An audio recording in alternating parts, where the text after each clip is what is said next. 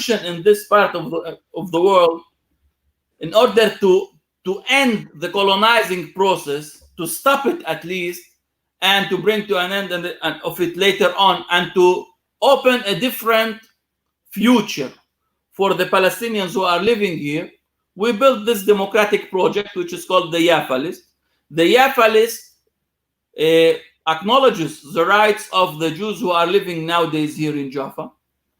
And we want to try to run the city of Jaffa as a multicultural equal space. But for this, they need at least to recognize us as a national minority, which never happened. So what we are trying to do is mainly on the margin. When I'm describing the project, you should know that this is something very minor. The vast majority are against us, and they think in a totally different way and a totally different terminology. I just want to bring the project in order to also say that nowadays in Jaffa, there is muqawama, there's a struggle, and the Palestinian minority is trying to lead a democratic project against the continuous destruction of our present and our future, which is led by the settler colonial project, the Zionist settler colonial project in our homeland, in the city of Jaffa. And what we are proposing is a solution which is good for everyone, for us, for the Palestinians, but also for the colonialists, those who colonized our homeland. We want to live with them in equality, and we want to have justice and equality for all of the people who are living here in Palestine. We thought that it would be easier to try to build this model in Jaffa, and then to try to bring it to other what is called mixed cities in Israel, because most of the world don't know that Israel is totally built on racial separation. 90% of the population lives Arabs alone and Jews alone. There's very, very small part, less than 10%, living in what is called mixed cities. So if the model will be a little bit successful in Jaffa, we can bring it as a political democratic model to the other mixed cities, and then later on maybe to something which is much bigger on the national level. Of course, the challenges are daily. I will conclude with telling you what happened in the last few weeks. Maybe if someone read in the news about what's happening in El Is'af cemetery in Jaffa. Tel Aviv, Jaffa municipality. 2 minutes, Sami. 2 minutes. 2 minutes out. Okay, thank you. Tel Aviv Jaffa municipality has decided to build a building for the homeless people in Tel Aviv, which is a great project from our point of view. The problem was that they decided to build it on an old Islamic cemetery, Al Is'af cemetery. Now, the whole way they were dealing with the issue is, and it totally proves what I was telling about their settler colonial way of thinking. First of all, they denied that there was an Islamic cemetery in that area. Then we proved that it was an Islamic cemetery. So they said it's a very old Islamic cemetery, and we cannot keep all the Islam, which they were doing all the time. They destroyed all the Islamic cemeteries all over. And then the whole discussion with them was quite surprising, that they were shocked that we were trying to defend the holiness of the place and trying to defend the area. Then the Israeli police, in a very cruel, violent way, tried to oppress all of our legal demonstration and legitimate demonstrations in order to defend the place. And it is continuing till today. We also lost in the first time that we went to the Israeli courts. The Israeli courts did not agree to stop the project. Now we are running again for this thing. But now in 2020, you still have Tel Aviv Jaffa municipality ignoring the history, culture, and heritage of the Arab Palestinians who were living in Jaffa, and deciding to develop a new project on the Islamic cemetery of Al Is'af. There is, of course, struggle against this, but they are still planning in the same way. Awa, thank you very much. Sorry for taking too much time. Thank you. And maybe I can address other questions later on. Thank you, Sami, very much. The next speaker is Ibrahim Khatib. He will deal with the contradictions which the Palestinians have been living in the state of Israel, being Israeli citizens, and at the same time part of the Palestinian people. And you know, that the Palestinians in Israel have developed a different experience. I mean, developed their life outside the framework of the Palestinian national movement, which has been composed, its leadership composed of the refugees. So Palestinians inside the Green Line are living in a very unique situation, which is not similar to any other situation of any minority in the world. So Brahim was going to relate to that and to see how Palestinians can cope with these contradictions to survive and continue to take their to do their part in the struggle. Please, Brahim. Thank you, Awad, and thank you all. Thank you, Palestine Expo, for the invitation. So actually, I will talk about the challenges facing the Palestinians, as you said, Awad, as the Palestinians and as Israeli citizens. So, and I will be a bit critical and as an observer of what's going on, and as a Palestinian who's living right now inside Israel. So I will talk about 5 challenges that I think that they are very important in these days. The first challenge that I think that the Palestinians should face is maintaining their identity. So I'm talking about how can they maintain their identity. I mean the Palestinian identity, and how can they live within the Israeli citizenship. So I think that the Palestinians in Israel, Palestinians in 48, and their political leaders are thinking, or to be more precise, they live in a clash between their national and religious identity on one side, with their political reality and their citizenship on the other side. So actually, a certain relationship between these two identities is not new. But I think that in the last 3-4 years, we have been at a new crossroads in which the joint list is the main factor in putting the Palestinians in this position, besides other factors. So after the Nakba, and actually during the 50s and 60s, the Palestinians in Israel were living in fear, and they maintained their Palestinian Arab identity, but without a clear and direct use of this identity. In the 70s, the Palestinians began to declare and to bring out their identity, I mean the Palestinian identity, and we witnessed the Land Day in 76. From the mid to late 80s until the late 90s, including the Oslo and post-Oslo period, the Palestinians thought that Israeli citizenship was the main aspect of their identity, and that they should struggle for it, and then try to improve their daily life and their services in their cities and villages. But the Second Intifada shows that this did not work. And the Israelis still classify them and treat them as Palestinians.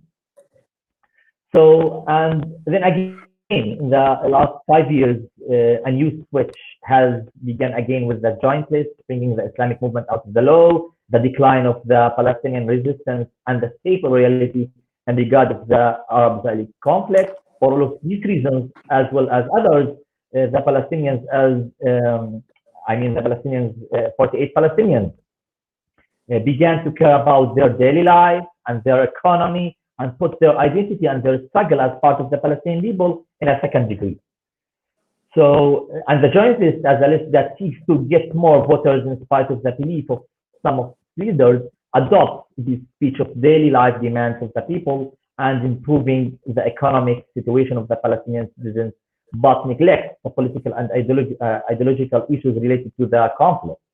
So I think it's one of the challenges that facing the Palestinians, the 48 Palestinians, how to maintain their identity, how to deal with their citizenship and their Palestinian identity. And it's very complicated. I think that I'm a bit critical. I think that other people, Ilan and Sami and even Awad, may say that, well, it's not the real reality. But I think that part what's going on in the last 5 years, I think as an observer, what's going on, it's part of the challenges that facing the Palestinians. So the second challenge that I think that part of the daily life of the Palestinians is the saving their society. And I mean by that, the internal challenge of violence. So it's one of the most important challenges for the Palestinians. I think that the social issues are part of the puzzle for survival for the Palestinians, 48 Palestinians. Since the beginning of this year, there have been 42 fatalities due to violence among the Palestinian citizens. Last year, 2019, 93 Arab Palestinians were killed, knowing that 76 Arabs were killed in 2018 and 72 in 2017. So we are talking about 2,000 more murders among the Arabs than the Jews, even though the Arabs make up around 20% of the citizens. So a central part of the crisis is the state take a serious response to these murders. For example, as a Haaretz report from October 2019, examination found that the indictments have been filed on 30% of murders in Arab society since the beginning of 2019, 20 out of 72, compared with 58% in Jewish society, or like 21 out of 36. So again, 30% among the Arabs and 56 or 58 among the Jewish population. So other social issues include high rates of divorce, poverty, and a split in the social discourse. And all of these problems are present in any society, but among the Palestinian citizens, it's more than a phenomenon that comes from modernization or globalization. It's more than that. I think since it tackles, the social security of the society and the country, as we can see that neglect that. Let's leave the Palestinians killing each other. In this context, I think that the Palestinian leaders and community should think outside of the box and should develop their internal efforts, independent association, and high awareness, which can decrease the results of these problems and let them focus on the main issue, and the main issues related to their political position and the occupation and what's going on in Israel-Palestine. The third challenge is their relationship with the other Palestinians and the intra-Palestinian project. Well, I think that the Palestinian citizens of Israel, as with other Palestinians in West Bank, Gaza, Syria, Lebanon, Jordan, and other places, are focusing on their internal issues. And they don't care about the Palestinian problem as a first priority and don't collaborate with each other as they should do that. I can understand the reality that each Palestinian lives within his daily challenges, like in Syria, in Palestine, in Jordan. They have their different daily experiences that they should tackle, and they live with them. So, but I think that all the Palestinians, including the 48 Palestinians, must collaborate in order to achieve the Palestinian demands and even to determine what are the Palestinians' aspirations. And I think in this context that the Palestinian Authority has diminished the Palestinian demand and the definition of who is Palestinian and who has the right to decide for the Palestinians. So the Palestinian citizens of Israel should again locate themselves as a core part of the Palestinian people and work together with the Palestinians in this context, with other Palestinians, taking into consideration their legal status and reality. The fourth challenge for the 48 Palestinians is the need for self-reliance. I think that based on the Israeli policy, which is based on discrimination and perceiving the Palestinians in Israel as a threat, the Palestinians in Israel have to take care of themselves. Therefore, they should build democratically their own institutions, including the high follow-up committee, other civil organization, and even to enhance their economic capabilities by developing their companies and associations. This kind of self-reliance can help the Palestinians become a strong society that can tackle its own problems that the country doesn't care. I mean, the country here, Israel, doesn't care about, and it can also help to keep their decision independent as they can. At the same time, I think by building democratic institutions, they can have a societal discourse about their aspirations and they can deal with a strong position with Israeli government and society, not as a subject, but as a society and part of people, the Palestinian people. The last main challenge that I would like to mention here in this short talk is the challenge to save and maintain their land, their existence, and their history. In Jaffa, as Sami said about Al Cemetery and other places, in Nazareth, in Naqab, and other cities, including saving Al-Aqsa Mosque and the destroyed villages in Palestine, saving their identity, saving their history, the existence, and the land is very important, especially with the plans to transfer them or to swap them with the other settlers in the occupied territory in the West Bank. So I think that it's very important to save their heritage, their history, and to keep their existence here as a Palestinian. Ultimately, I think that the Palestinians in Israel should fight for their survival and dignity. With this unbelievable, reality in Israel and in the region, now we're talking about very clear position from the Gulf states about normalization with Israel. So the Palestinians should keep and save their identity and their history here in Palestine. So the exclusionary rhetoric is dominant, and the rhetoric of power and injustice is predominant. And therefore, the Palestinians, including the Palestinians, the 48 Palestinians, must develop a comprehensive and humanitarian discourse or speech in order to achieve their goals, a speech that seeks to achieve the values of justice and freedom. Thank you, Awal, and thank you for all of the speakers.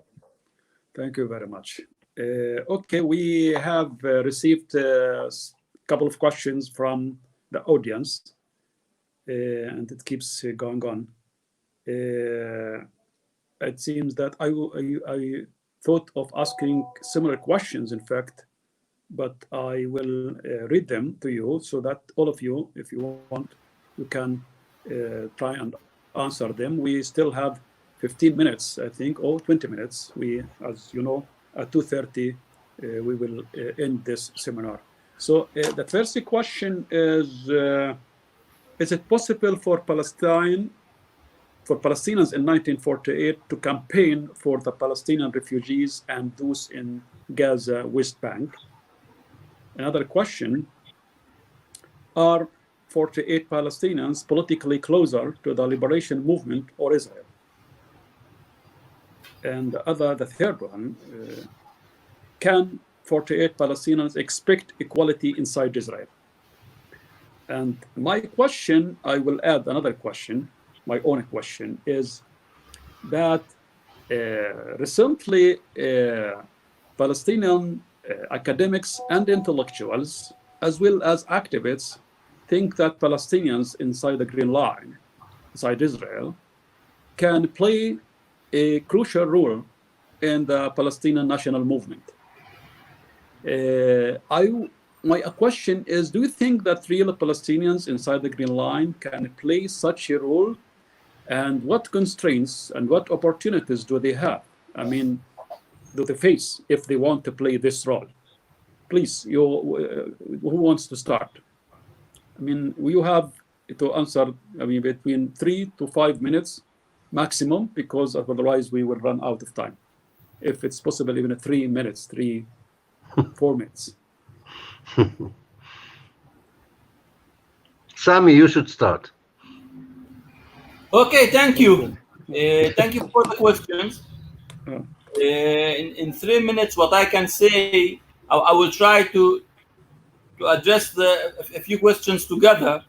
If you ask me what should be the role of the Palestinians of 48 inside the whole Palestinian issue, I think that what we need in order to lead a serious political project that can bring justice and equality for all, we need a unified Palestinian leadership for all the Palestinian people. And we need to agree on a strategy of struggle that we want all to lead, and everyone will have his own role from his way, from his place, from his geopolitical situation. He can play his role, but in order to really get there, we need a lot of work. I think our main work now as leadership in the Palestinian in Palestine 1948 is, I totally agree with Ibrahim about the importance of keeping and raising the national identity of the Palestinian minority, which is all the time being chased. I think this is the most important thing that most of the world don't know, that we are not allowed at all to teach our history in our schools. According to the Israeli law, we have to teach our children modern Zionist history. So I think one of our most important components of our role as 48ers is to develop the Palestinian national identity of the Palestinian minority inside Israel. And another thing is that to try at least to open a vision, to start building a vision for a democratic project which could be good for all of the people who are living nowadays in Palestine. I do deal with Zionism as a settler colonial project, but still in the same time I acknowledge the right of the Jews who are here nowadays in Palestine, who are living here with us as a national community, and they have the right for self-determination. So we should be able to at least shed light on a democratic project that could give hope for all of the people who are living here, that we can develop a better future for ourselves and for our children, for all of the people who are living here, Palestinians and Jews alike. Thank you very much. Thank you. Thank you. Yeah, next, Ibrahim or Ilan. I'll be the in between the sandwich.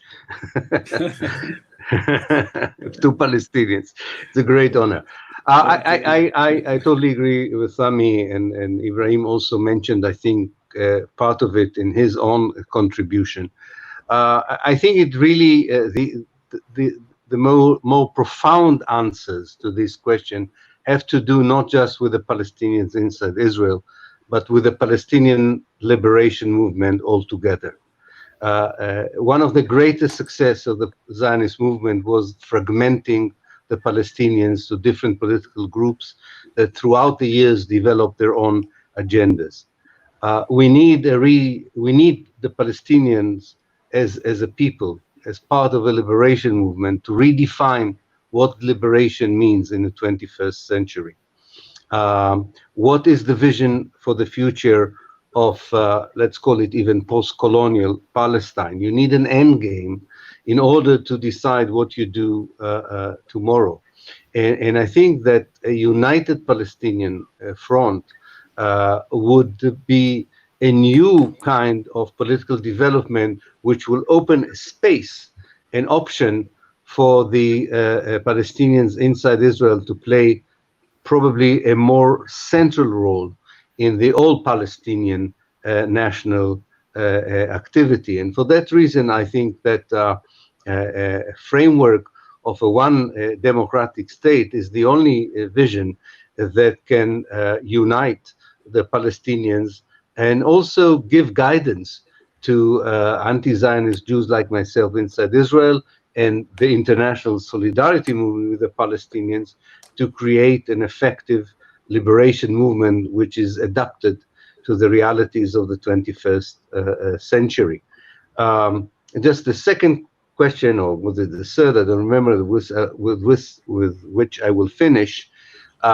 Within the present nature of the within the present political regime of Zionism in Israel, there is no hope or chance or option for genuine equality between Arabs and Jews in the Jewish state. As long as Israel is a Zionist state, and as long as it's not de-Zionized or decolonized, Palestinians will always remain in the eyes of the Jewish majority, its leaders, and its military commanders, a threat, an obstacle, and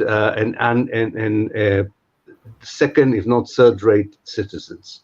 If you want to change it, you have to change the whole political reality in historical Palestine, which of course has to include the right of the Palestinian refugees to return. Thank you. Thank you. Ibrahim? Thank you, Paul. I agree with Ilan and Sami as well. Actually, as I mentioned in my short talk, I think the Palestinians, Palestinians should locate themselves as a core part of the Palestinian people. I think that, as I said before, the PLO and mostly the Palestinian Authority, they neglect and ignoring the Palestinian citizens of Israel. And I think right now, the Palestinian leaders, the 48 Palestinian leaders, also they classify them as more as the Palestinians who's just like part of the Palestinian minority and not as a part of all the Palestinian people.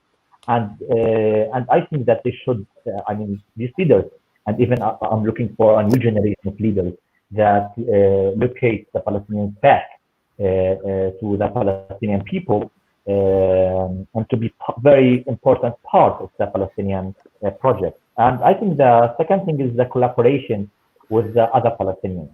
And I mean by that, as I said, the Palestinians in other cases in the West Bank, in Gaza, and other among other Palestinians in other countries. The third thing that I think is very important, is which kind of values the Palestinians struggling for it. I mean, the 48 Palestinians, the values of justice, the values of equality, and I think it's very important. I mean, the question of which kind of values is very important because they can determine which aspirations the Palestinians, the 48 Palestinians, they have and they trying to achieve. So, and this is the third thing. And the fourth thing is, the fragmentation, and I think let's say the fragmentation among the Palestinians, the 48 Palestinians, and they don't have, let's say, the democratic elected high follow-up committee, which I think is very important to have this committee to be elected, because this fragmentation can they unify themselves in one committee, and they can make decisions, because in this committee they can't make very strong decisions because of this fragmentation and this kind of diversity. So I think that it's very important to elect this committee and to have a leaders that can make decisions for the 48 Palestinians. And I think actually, I'm not sure about if this generation can be this generation of leaders, or we should look for a new generation of leaders that they can make these tough decisions. And I think that we should talk with each other. We should have a discussion. We should have an open discussion between all the parties, the movements among the 48 Palestinians, in order to decide where we are going, what are our roads, what are our plans, what are aspirations. And I think it should be done very very shortly, because what's going on about annexation, what's going on inside Israel, what's going on about the violence among the Palestinians, the 48 Palestinians, all of these things show the bad and the reality that the 48 Palestinians living within. So these are four things that I think we should tackle in order to know where we are going and what we're looking for in the next few years. Thank you. We have 5 minutes, and we still have 5 minutes, and we have not received the questions. Still have 5 minutes. Can I just? I would like to answer the question that was about equality, the chances of equality for Palestinians inside Israel. Okay. Quick. Yeah, 2 minutes, because I have to say something too. Okay. Okay, sir.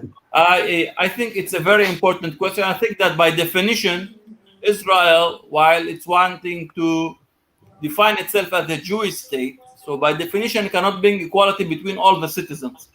As long as is Israel insisting on seeing itself as a Jewish state or a state of the Jewish people, by definition, it cannot bring equality between all the citizens because we are not part of the Jewish people and we are not Jewish. We are the indigenous community, and Israel was built on the ruins of our people.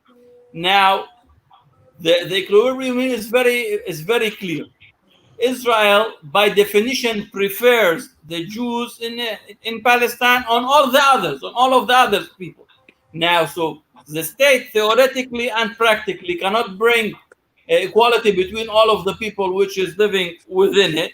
No equality, no democracy. The issue here of equality is very important because Israel cannot claim democracy as long as it cannot bring equality between its citizens, because without equality there is no democracy.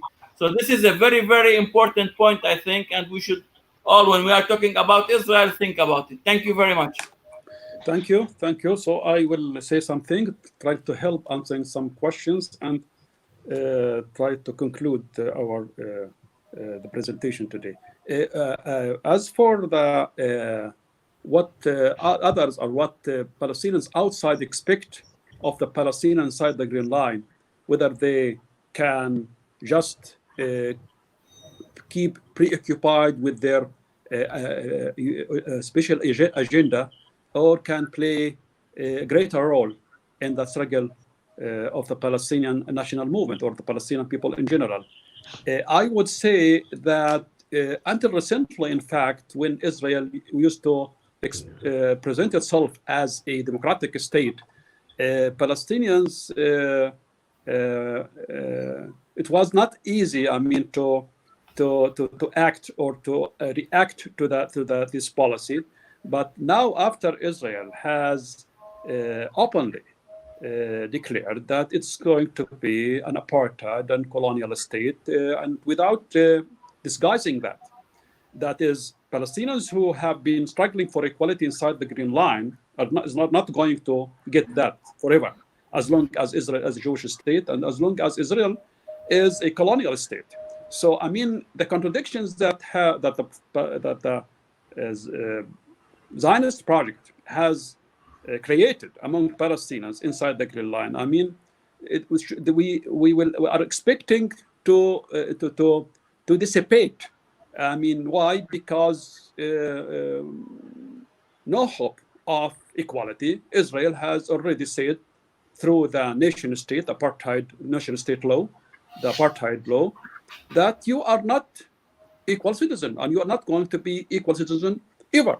So now this should, I believe, this will help the Palestinian nationalist and democratic forces inside the Green Line. This is supposed to be. I'm not saying that this is what's happening, in fact, because most political parties are still stuck in the old formula.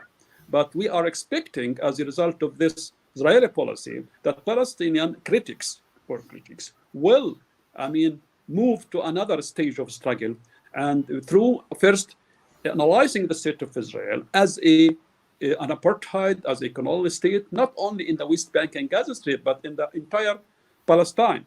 So this should open the way for a different thinking. And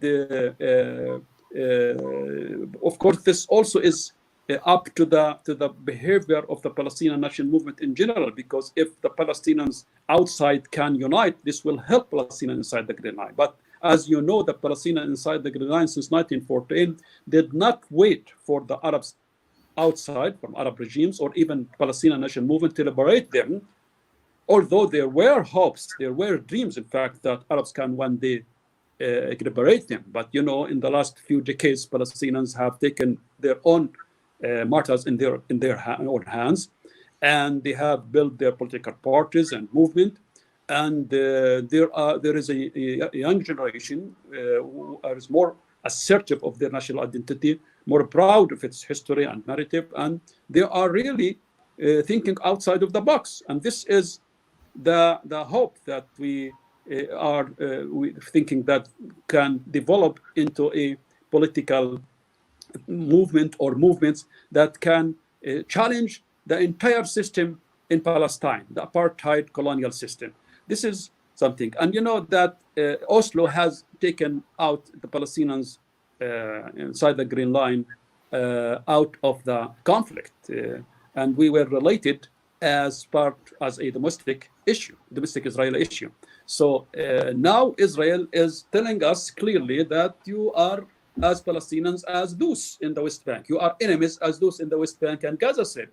So if Israel really relates to us as one unified people, as one people, although it is employing different policies of control, but we are one people. We should act as one people. If Israel relates to us as one people through oppression and persecution, colonization, so we should react as one people everywhere. This is what is happening recently in the Palestinian arena among academics, activists, and intellectuals. And there are movements that are emerging, like the one-state solution or like the Palestine Forum.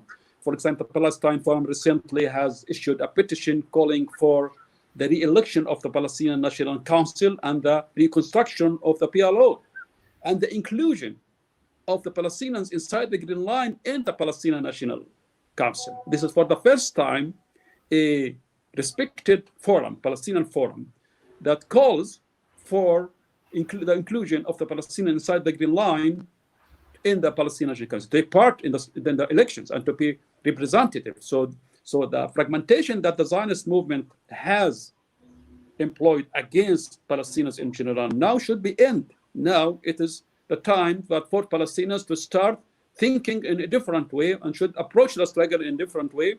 And as especially recently, the colonial studies has re-emerged, has been revived, not only by Palestinians and progressive Israelis, but also by Palestinians inside the Green Line, who are really engaged in efforts to redefine the state of Israel and to redefine the struggle, which is that one of people, colonized people, struggling against a colonizer. So this is the way that can we go ahead. I, of course, believe me and Elan, and I think all of you who are the speakers, believe that we are aspiring to a one democratic state in all of Palestine, where all people can live equally. First of all, the refugees should be there since they are were residents in this country and should become equal citizens. They should have the right to return and become part of their the future state. Thank you, respected speakers. Thank you for the people who joined us at home. And to start finishing off. Okay, they are telling me to finish. We are finishing. Thank you very much, Sami, Ibrahim. Thank you, Awad. Thank you. And thank you, Awad. We hope we can. Okay, thank you very much. Thank you very much. Okay.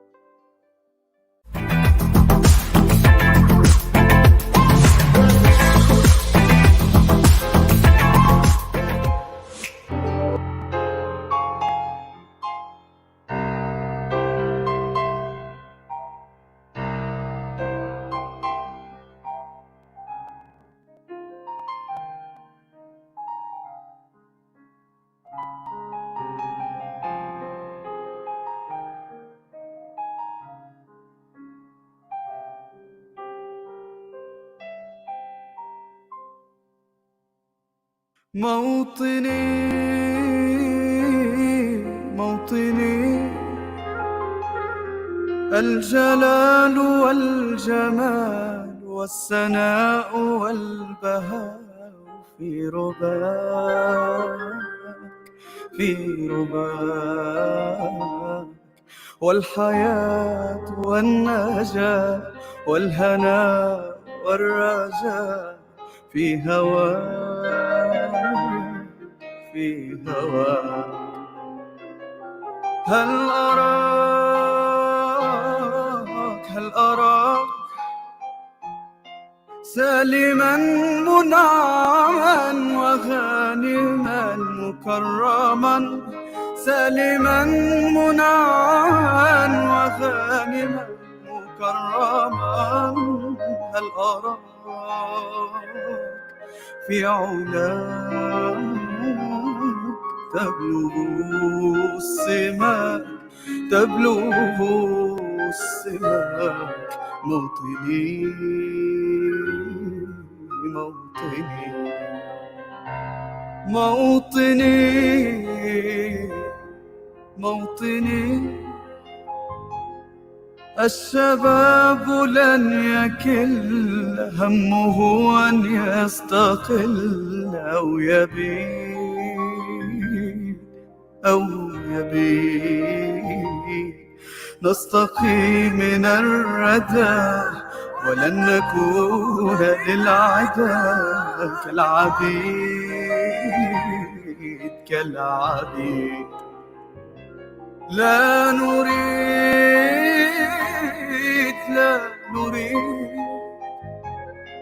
ذلنا المؤبدا وعيشنا المنكدا، ذلنا المؤبدا وعيشنا المنكدا. لا نريد بل نعيد مجدنا التالي مجدنا التالي. موطني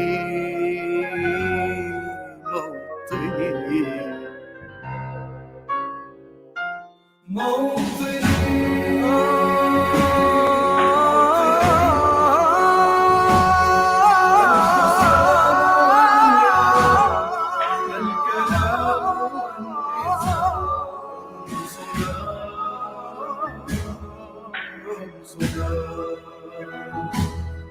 مجدنا وعهدنا واجب من الوفاء يهزنا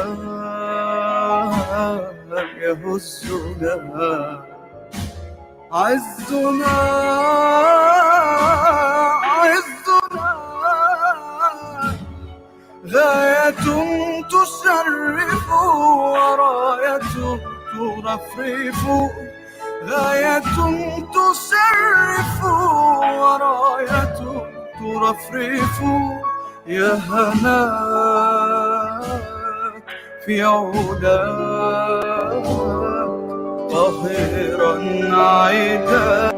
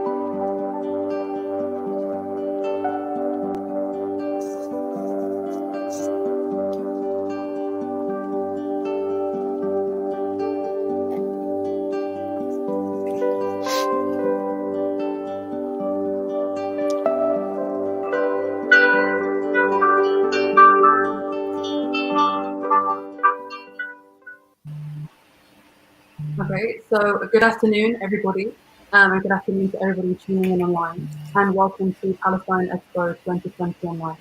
My name is Farah Tony, and I will be here for this live discussion entitled Palestinian Refugees in the Light of Current Political Transformation. I am chairing this panel on behalf of Q48, which is a campaign calling for the Palestinian rights return for all Palestinian refugees, which you can see here. And we will wear this every day until Palestine is free and every single Palestinian refugee returns with their keep.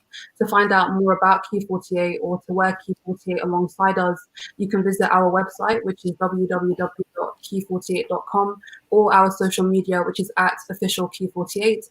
And we are sharing a lot of posts regarding refugees and Palestinian refugees in the light of the deal of the century on our social media on Instagram at hashtag Q48. And I also work part-time with the Welfare Association, which is a UK charity, a charity working with Palestinian communities in Palestine and in the Palestinian refugee camps in Lebanon. The Welfare Association works in multiple sectors and has implemented many emergency projects during COVID-19, supporting local Palestinian hospitals and thousands of families in the West Bank and Gaza and in Lebanon. So I'm just going to introduce our speakers today. So for today's live discussion entitled Palestinian Refugees in the Light of Current Political Transformations, we are joined by Karen Abu Zaid, a former Commissioner General for the United Nations Relief and Works Agency, UNRWA. She currently serves on the board of directors for UNRWA USA, a Washington, D.C. based nonprofit which aims to educate the general American public about the situation of Palestinian refugees and generate support for UNRWA's work. During her work in Gaza, she helped to oversee the education, health, social services, and micro-enterprise programs for over 4.6 million Palestinian refugees. Her work has concentrated on providing emergency assistance to and generating employment for the victims of the current crisis in occupied Palestine. Secondly, we are joined by Amro Naif. He is a member of the Association of Palestinian Activists in the UK. And lastly, we are joined by Dr. Salman Abu Sitta, a Palestinian researcher most known for his groundbreaking project mapping historic Palestine and developing a practical plan for implementing the right of return of Palestinian refugees. Salman Abu Sitta was just 10 years old when the Nakba catastrophe occurred, forcing him from his home. He has spent 40 years digging for every detailed information about or related to Palestine before, during, and after al-Nakba, the destruction of Palestine. His work has encompassed not only documenting the Nakba, in which over 800,000 Palestinians were largely driven from their homes and villages, but also ensuring the memories and identity of the occupied homeland are never lost. So just to go through the structure of today's live discussion, we're going to hear from all three speakers. They will have roughly 10 to 15 minutes to speak. And once they have spoken, there will be a Q&A. So if you would like to ask any of our speakers today a question, you can do so by commenting in the comments on the live stream on Facebook and YouTube, and also send your questions along to the Palestine Expo Twitter and Instagram. You have until all three speakers have spoken to submit your questions. So we are going to begin with Karen Abu Zaid. Thank you very much. Thanks for introduction. Thank you for the invitation to join this group. Very keen to hear what others are going to say about things.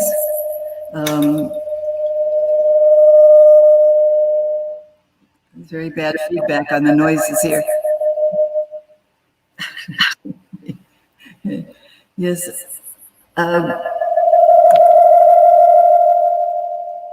I don't know if you can hear that awful noise. Yeah, I can hear it. I'm not sure. Oh, okay. If all the other speakers could mute their mics, except for Karen. Okay, I can unmute mine. Yours should be unmuted. No. You should unmute your mic, and all the speakers should mute their mics. Karen, sorry about this.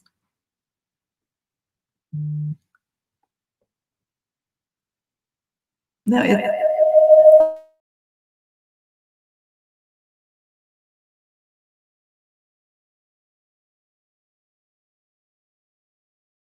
Karen, your mic is muted. Is it unmuted now?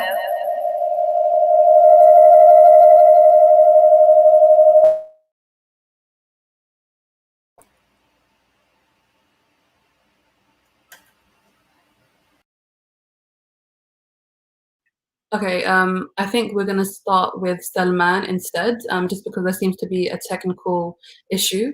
So I'm going to pass the live discussion over to Salman Abu Sitta, who will begin today's live discussion.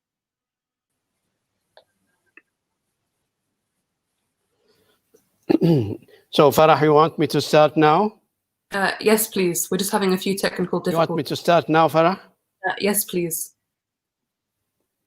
All right. Good afternoon to everyone. One of the well-known policies of Israel is to change the goalposts. For example, in 1948, its main issue was expulsion of refugees, and then they changed the attack into the people who want to return, and they call them infiltrator. And then there are issue of the armistice line, and then there is this attack of Egypt, and then Jordan waters, and then 1956 and 1967, and Oslo, and so on. This policy is intended to make the people of the world be engaged with the latest violation of Israel and forget the main issue. We Palestinians never fall to this trick. We have always to stick to the root of the problem, namely the Nakba. And Nakba is the most tragic event in Palestine history for 4,000 years. And Nakba means the expulsion of 560 towns and villages, the population of those cities, and making them refugees. Today, they are 2/3 of the Palestinian people. That was 72 years ago, and the situation and the root of the question has not changed at all. In 1948, we must remember the Zionist invasion of Palestine. It was not the Arab invasion. The Zionist invasion of Palestine by 9 brigades, by 120,000 soldiers in 39 military operations, conquered Palestine and changed the hold, the Jewish hold on Palestinian land from 6% under the British to 78% by 1949. Now they occupied the West Bank and Gaza, and previously in Lebanon and Sinai, and now also on Golan Heights. So this is the problem. We cannot solve the situation or deal with it unless we look at the root of the problem, namely the Nakba. This major historical crime against the people is still with us today, and it's growing. Israel is occupying the West Bank and blockading Gaza and ready to do more. How could this happen? How could it even continue? Every single line of international law is against it. Tens of UN resolutions are calling for the refugees to return home. But who is undermining international law? It's the US, Britain, and Israel, those same colonial powers which created Israel in the first place. Israel is the only colonial project today. Israel is the only country which practices racism within 55 laws. Israel is the only country in the world which practices apartheid as its official policy. Israel is the only country in the world which proclaims another country, namely Palestine, as the nation state of all the Jews in any nationality anywhere in the world. But how come? How come the Palestinian refugees are denied the right to return home although the UN passed Resolution 194 calling for the return 135 times so far, longer than any resolution in UN history. How come they were denied this inalienable right for 72 years? But during these 72 years, the West did not stop hurting the Palestinians. The West did not stop denying them their right of return. What did they do? They advanced 55 so-called peace plans in order to solve the problem, they say, in the Middle East. But none of these 55 peace plans complies with international law. None of them called for the return of the refugees. All of them condone the massacres and occupation and war crimes committed by Israel as something in the past. We don't have to discuss it. All of them accept the Zionist conquest of Palestine. All of them accept the expulsion of Palestinians anywhere in the world and finding ways to feed them in their exile, not to return home. Now, here you have the colonial legacy still applies with vengeance in Palestine. Now, here also you have the new version of the Crusaders' war in Palestine, reincarnated in the name of the holy books, used as an instrument of occupation. What a state we live in today. What a state. The age of freedom and liberty. The age of mass communication, where the truth, not lies, should shine in the daylight. 72 years of exile, 72 years of Samud, 72 years of denial of basic justice.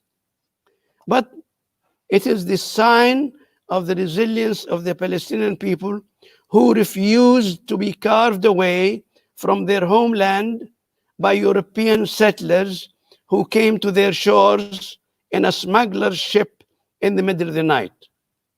Today, the Palestinians are 13 million. 8 of them are refugees, whether registered or not registered. Half of the 13 million are still on the soil of Palestine, but under Israeli colonial rule. The other half are refugees, mostly outside Palestinian border. In the year 2030, we will be 18 million people. So we have no intention of going away. We have no intention of forfeiting Palestine for the ghetto dwellers in Europe who came to take our land. Let me tell you something.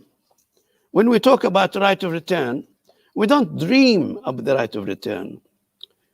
We do not only demand the right of return, but we actually plan for it. Yes, we plan for it. We have a database of all the refugees. We know their names and families. We know their place of origin. We have plans of the design or the plan of their villages, how they looked like. We have aerial photos of their houses. We know the names of the house owners. We know their land property. We know in which refugee camp they live today. So it will not be a big job to chart the road from their camp to their home. By the way, it's never more than 30 kilometers. Many of them can actually see their homes across the barbed wire. They can even walk to it. They don't need ships and airplanes like the settlers do. And when they return, they will find their houses destroyed by Israel to prevent their return. We know that. But no matter, we have engineers and labor who already built much larger projects. For some years now, we at Palestine Land Society started an annual competition for young architectural graduates to redesign their villages. We give them the data and they do the design. and the results are judged by international jury in London every year. And what is the verdict of the international jury? They say that these Palestinians, young architects, are quite capable of rebuilding Palestine again by its own people. Now, who are the people in our land today? We also looked at the village land as it is today, and who are the squatters there, and where do they come from, and what they do. We created an atlas to show that, what it was, what it is today.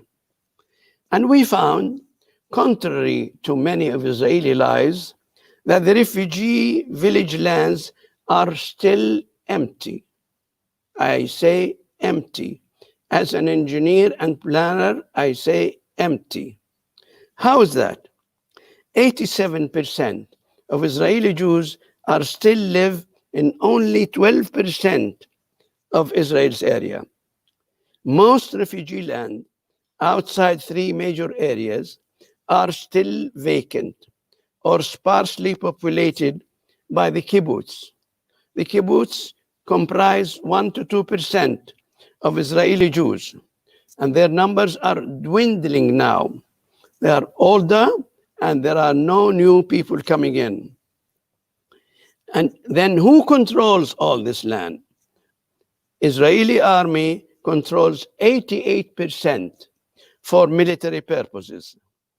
And therefore, it is not wrong to conclude, as many experts have concluded already, that Israel is really a huge military base designed to wage wars and sow death and destruction in the area.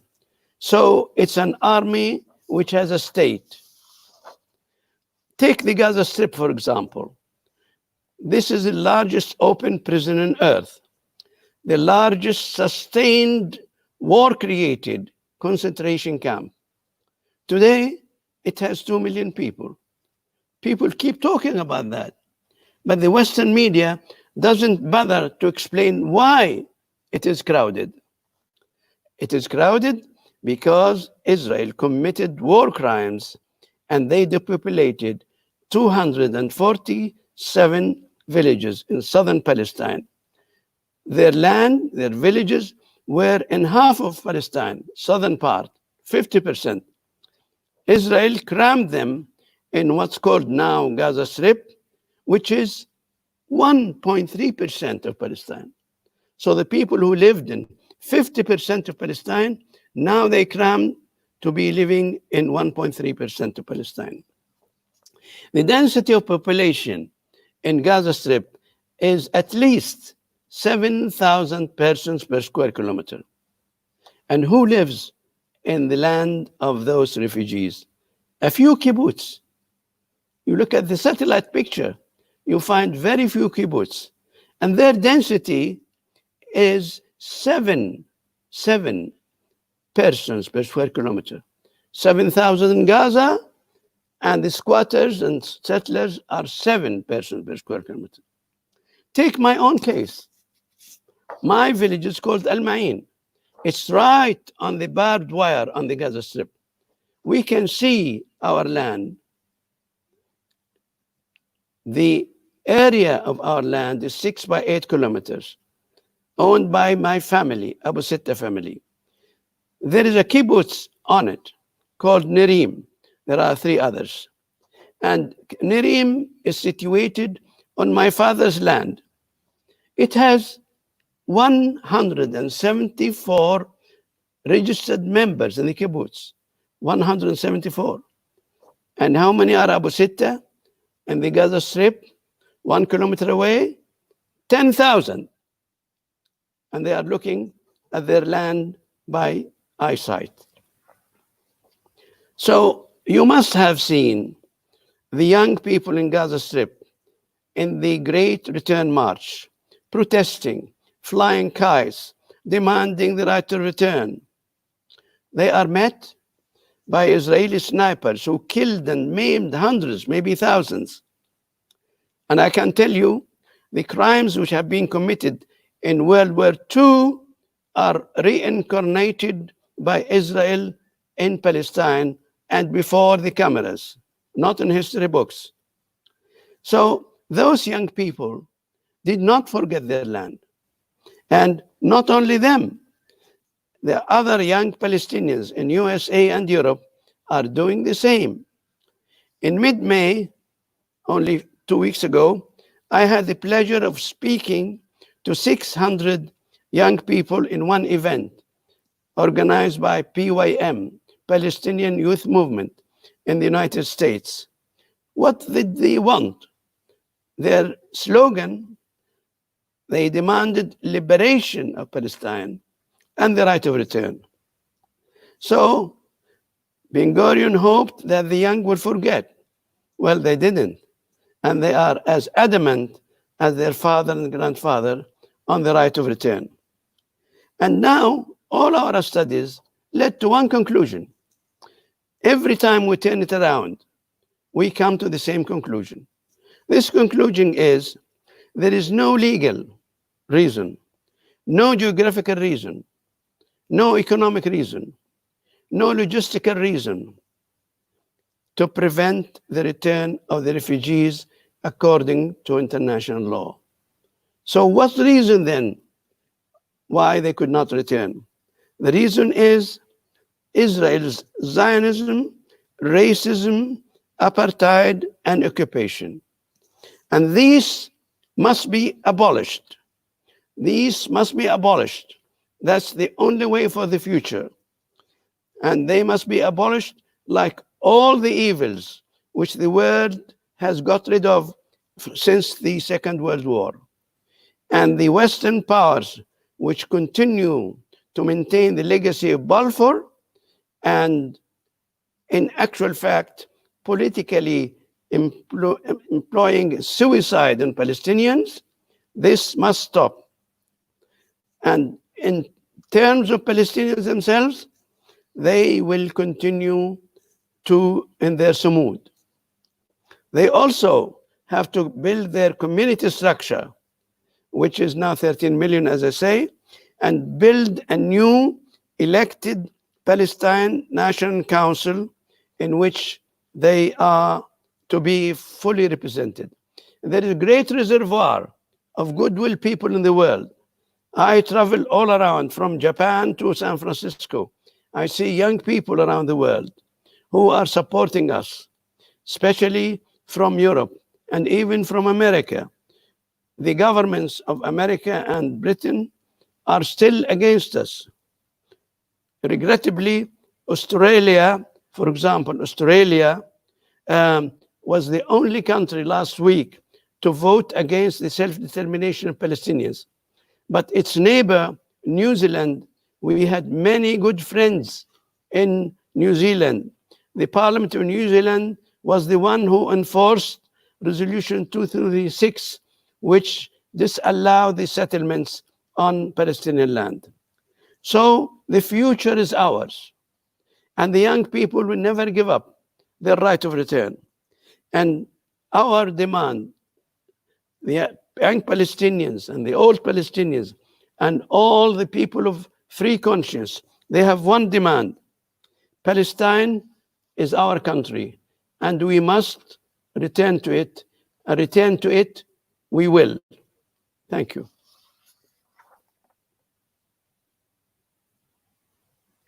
Thank you, Salman.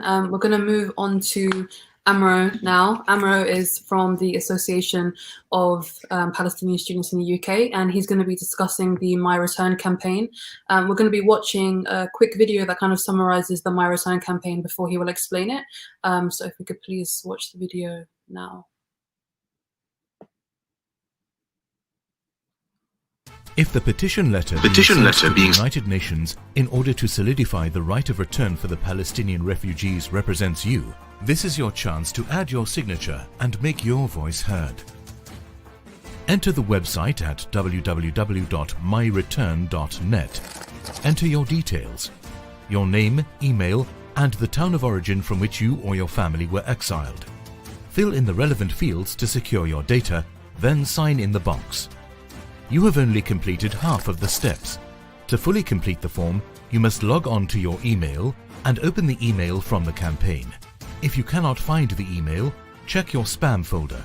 Click on Verify to activate your signature. Congratulations! Your participation in the petition has now been confirmed.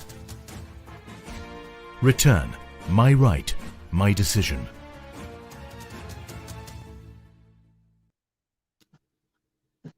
Okay, handing it over to you, Amr. Thank you very much for giving me the opportunity to be part of this biggest Palestinian event in Europe. And it's going to be the biggest online version of Palestine Expo. I hope you hear me very clearly, right? Okay, great. So as a young Palestinian, I always do my best to raise awareness about Palestine cause and demanding our rights, and most importantly, the right of return. So I would like to speak about the return campaign, my return campaign, and I believe so many of you have heard of this campaign. So in brief, my return or my decision campaign is a popular voluntary campaign launched by the London-based Palestinian Return Center in cooperation with national and international Palestinian partners. The international campaign seeks to collect the largest number of signatures on a petition rejecting the US endeavors to negate Palestinians' refugee status and the internationally recognized right of return. And the objective of this campaign is to mobilize support for the world's largest pro-Palestine group, denouncing the US deal of century and opposing all attempts to negate the right of return.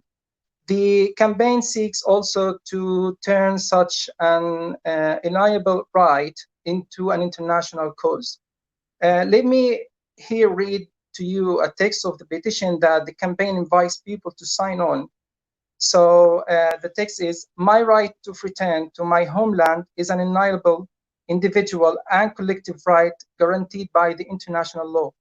Palestinian refugees will never yield into the alternative homeland projects.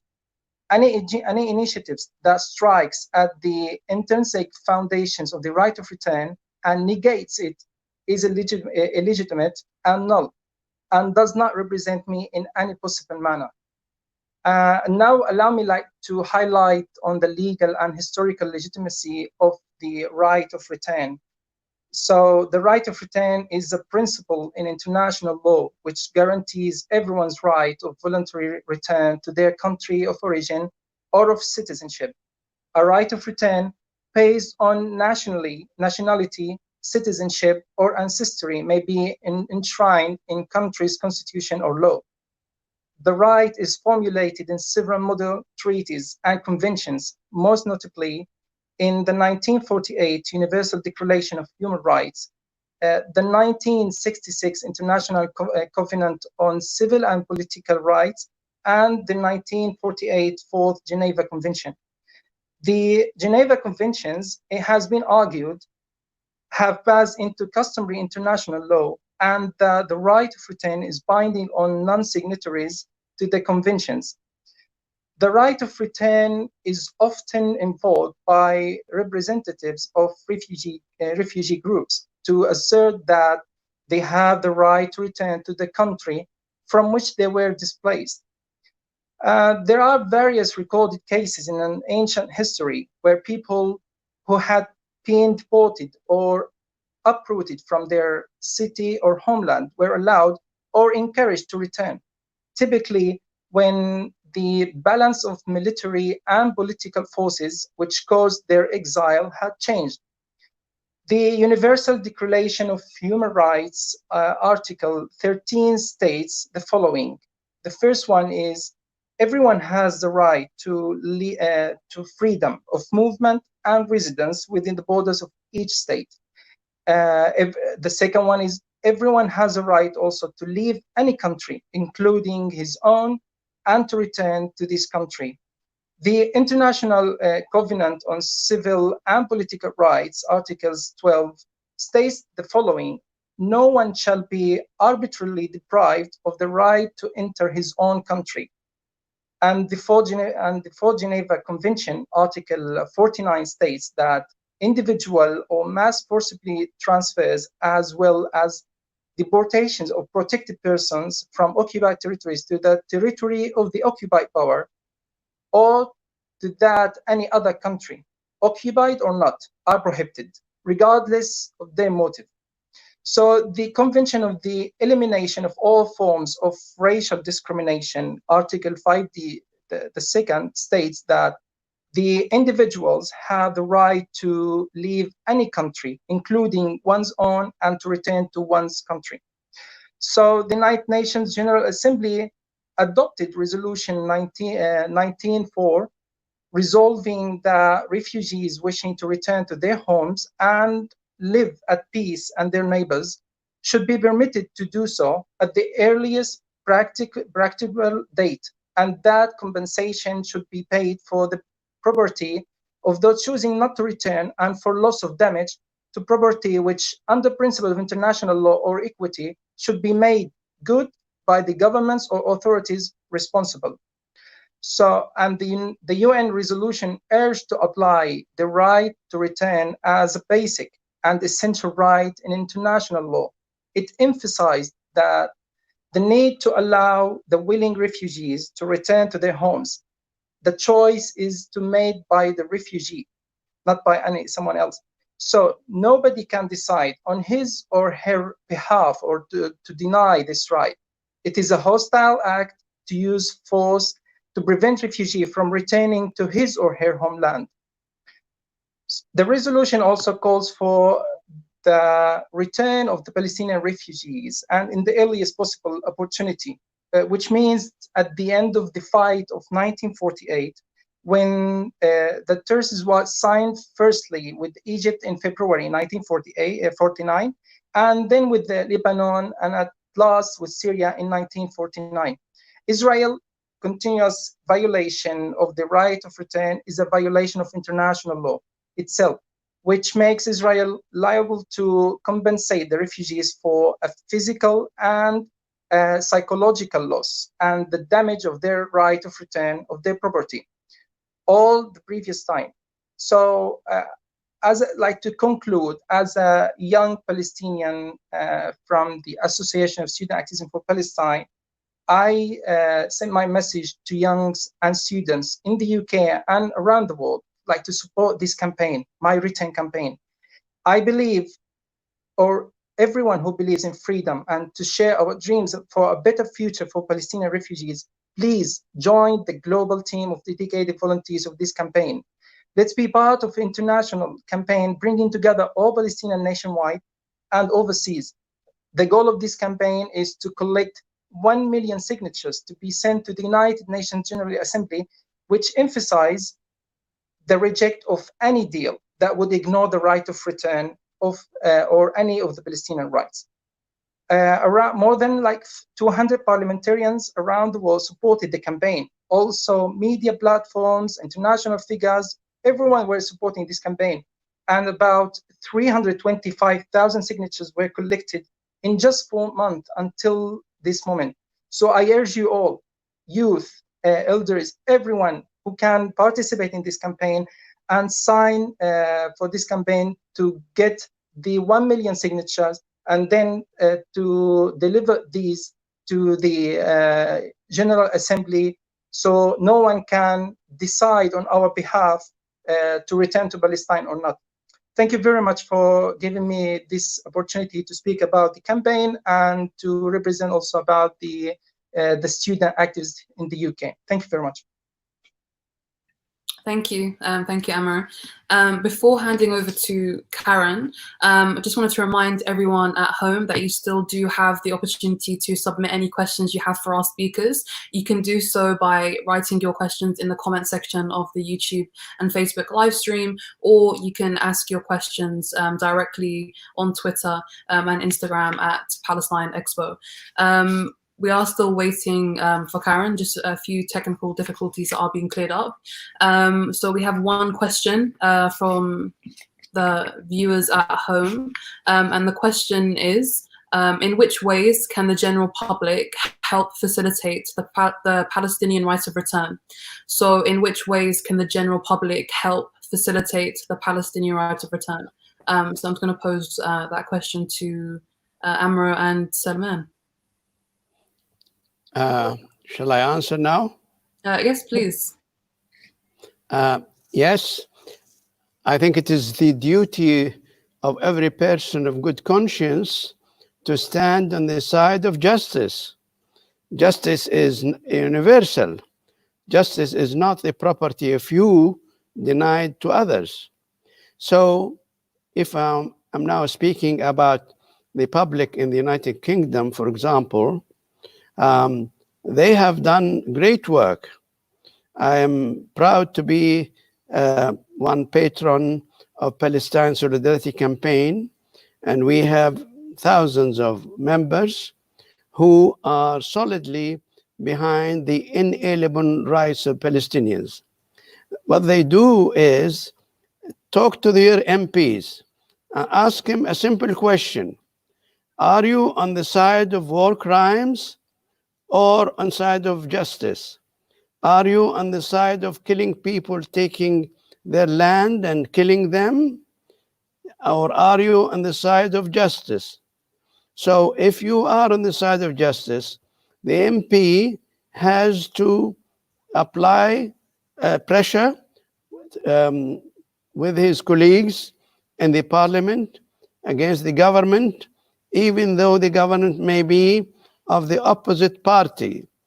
On the contrary, when it is opposite, the opposite party, they should apply more strenuous effort to convince them, because you could say, or they could say, you could not commit crimes on my name. You could not abet and be complicit with the criminal in my name. So there is a lot of things which can be done. We know the story of Jeremy Corbyn, a great honorable man. All his life he stood on the side of justice, and he became the leader of the Labour Party. Now the enemy use their influence, money, political influence, and defamation in order to unseat him. But tomorrow I hear he is going to give a very big speech on behalf of Palestine. Good for him. Now he's free from the bondage of this political blackmail. So individual people and groups and societies have a lot to do. In democracy, if they are so numerous, they can overturn the current government and replace it by a government which abides by international law and seek justice for all the people.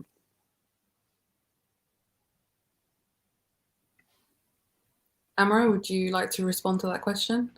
Yes, as Dr. Salman just mentioned, that everyone just know which is this justice or injustice, and we urge like everyone can do his role to make this rise to become on the ground. For example, students at the universities, they can be like activists to raise awareness about the Palestine cause and the issue. How the Israeli shows or taking the rights of Palestinian people are not like at work, just like to raise awareness. You can share videos, you can just give an awareness about this issue, because it's right now it's a worldwide issue and everyone knows that this is the right, this Palestinian being deprived from lots of rights. So everyone can act, and simply like we can act with this campaign. For example, like people, they can in the UK or outside the UK, they can just get into the link and sign this campaign. So we can get like millions of signatures, and we can take these signatures to the United Nations General Assembly. So with this, we can put pressure on the international community and the international or everyone like in the community. They can put pressure on Israel, for example, to stop all these like this is like problematic things they do for the Palestinian. So everyone just can do anything, at least by raising awareness about the Palestinian issue. Okay, great. Thank you for both of your answers to that question. I also just wanted to put forward a semi answer to that question, is that there are several actual Palestinian-led movements on the ground that are calling for the Palestinian right of return, like Q48 and many projects by the Palestine Return Center, signing the My Return campaign, which is just www.myreturn.net. There are several ways the general public can help facilitate the Palestinian right of return by fully supporting these Palestinian-led movements around the right of return. So we have a second question from the viewers at home. And the second question is, what is the biggest problem for the Palestinians of 48? So what is the biggest problem Palestinians of 48 are facing? Salman, would you Yes. answer this? Thank you. Farah, I have another comment in addition to this question. If Karen cannot come to the screen, I know the lady very well. She has done wonderful work. I know her work. If he cannot come to the screen, maybe I could say something about her role, about UNRWA role as well. So could you remind me again of the question you are posing to me now? Yeah, so the question is, what is the biggest problem facing Palestinians of 48? Yes, this is a very good question. It answers my constant quest for people to go to the roots. Don't look at the latest issue of a long story. Don't look at page 1000. You have to see how the problem originated. And the biggest problem faced the refugees in 1948 is that there are two things. One is that the origin of their plight is not known in the West, particularly because the Zionist media has overtaken and occupied the Western mind. And the second thing is that the problem for them is continuous till today. 72 years, they and their offspring are still refugees. In the first course, in 1948, we have to remember that the problem started by the Zionist invasion of Palestine, not the Arab invasion of Palestine, as the Israelis claim. The Zionist invasion started before Israel was born and started while the British were supposed to be protecting Palestinians. And they did the campaign called Plan Dalit, which aim is to conquer all Palestine and make Palestine land without people, like the old myth. In other words, they wanted Palestine, but without its people. Right. So the reason for the refugee problem, the Nakba problem, must be known. Because if you know what the crime is and who perpetrates the crime, then you can find a solution. But the Israeli narrative, which is now very much discredited, is that the Arabs actually caused it. And the Palestinians just left their country for a holiday. This is preposterous. Now, when we know what the crime is, and we define who the criminal is, and what did he do, this is the only way to solve the problem. The Palestinians have been struggling with this for 72 years because Balfour and those who came after him, Ben Gurion and leaders of Western colonial powers, continue the same policy. As I tried to explain, they wanted the Palestinians to vanish. They actually helped Israeli ethnic cleansing by pushing the Palestinians away from their home and trying to locate them anywhere from Alaska to Honduras. Now, this did not work. because we are the people of Palestine.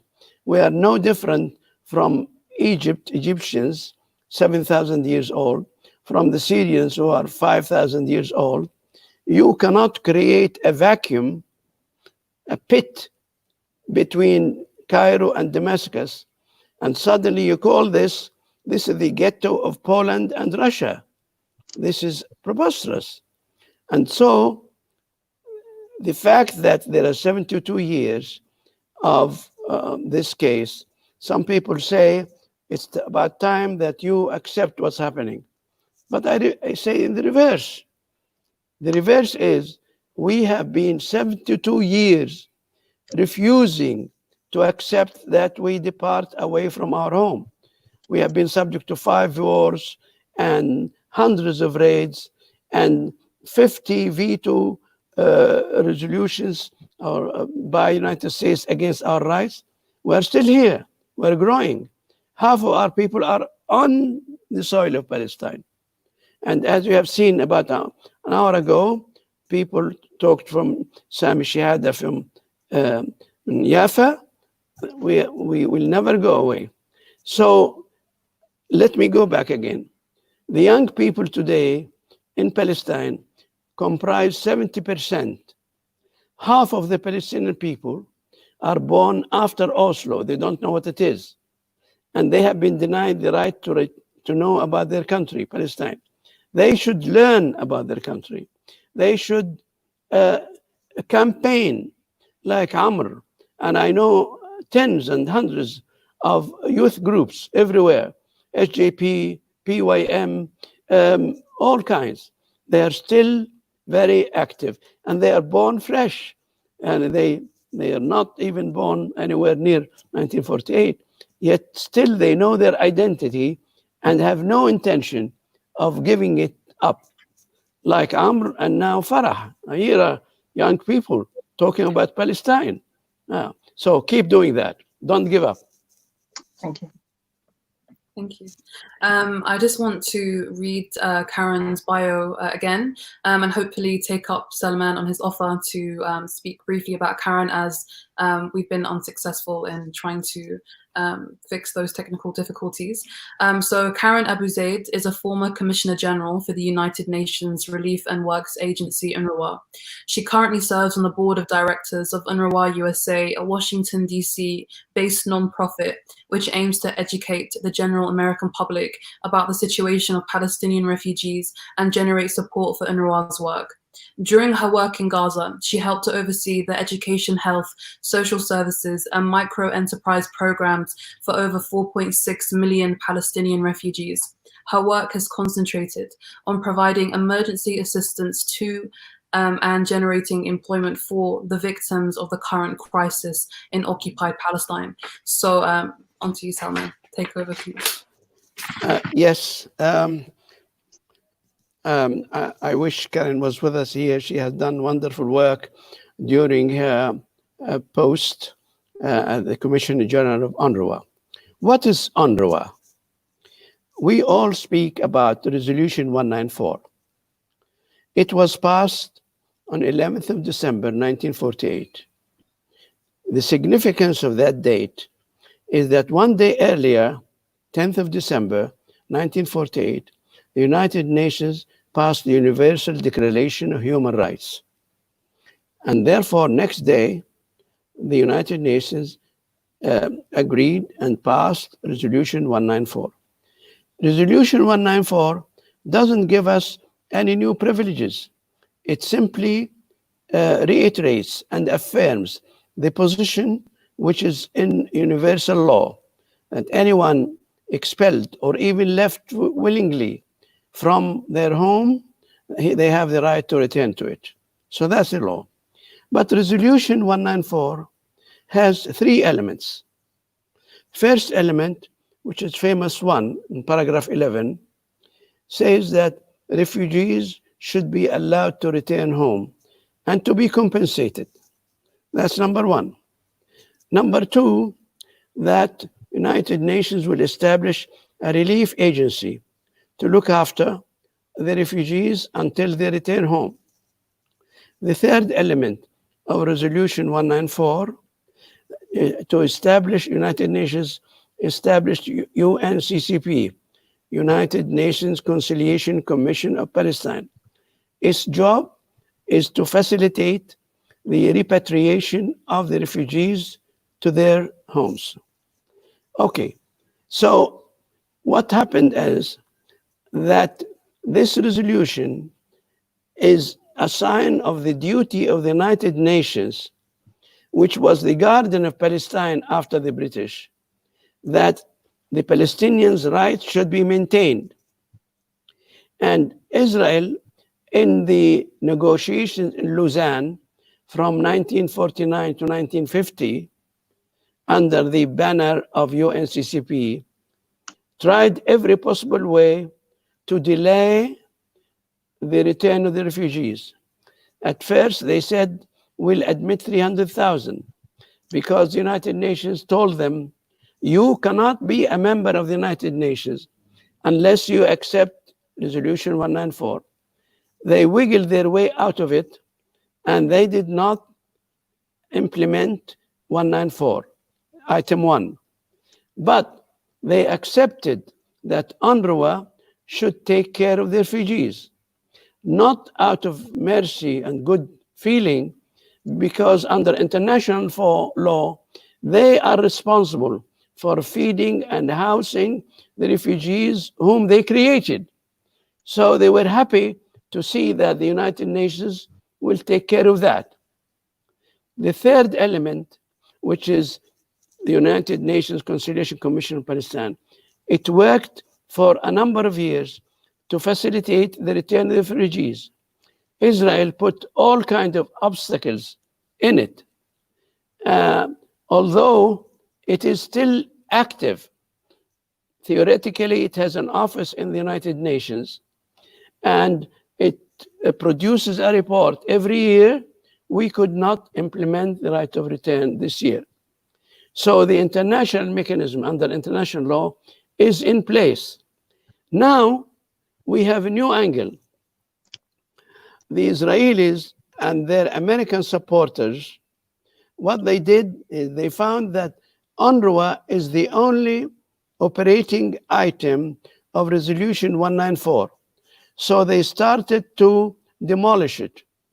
They wanted to dissolve it. They wanted to make the Palestinians not related to Palestine, but they could be refugees from India, from anywhere, right? And the Americans have been working hard in order to eliminate the only remaining element of Resolution 194. But luckily for us, the United Nations, by a majority of 174 votes, confirmed that the UNRWA should stay and should continue. And one thing you have to remember, the veto doesn't apply to UNRWA, because the UNRWA is responsible for the General Assembly of the United Nations, not for the Security Council. So Security Council can never be able to demolish UNRWA. Therefore, we should always keep our good relations with many countries in Asia and Africa who are still our great supporters. Now, Karen was running this organization, which has 30,000 employees. It looks after the education of over 500,000 young Palestinians. It operates so many hospitals. It also gives aid for very needy families. And most importantly for me, is that every Palestinian is registered with them. My children born outside Palestine in a foreign country, I registered them with UNRWA to be refugees. So the work of UNRWA is extremely important, in spite of many criticism and many this and that. The aim of this criticism is to undermine the basic principle of the right of return.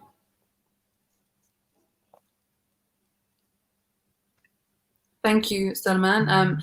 On that note, I just want to say thank you to both of our incredible and insightful speakers. And before we do wrap it up, do you have any final comments that either of you would like to make before we end this live discussion? Yes? Okay. Thank you. I'll pass it over. Thank you. I'm done. I'm done. Yeah, thank you very much, Dr. Salman. I just would like to thank you all for organizing this event. And as I mentioned earlier before about the participating or campaigning for Palestine, just to urge everyone like to participate in this campaign, to give their efforts. Any efforts exerted will be appreciated. So we all aim to liberate Palestine and have free Palestine. Thank you all, and I hope all success for more events.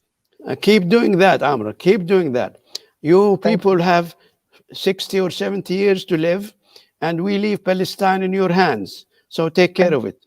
Thank you. We will. Thank you very much. Thank you. And thank you again to both of our speakers for their time and contribution to this live discussion. And thank you to everyone tuning in online and being a part of Palestine Expo 2020.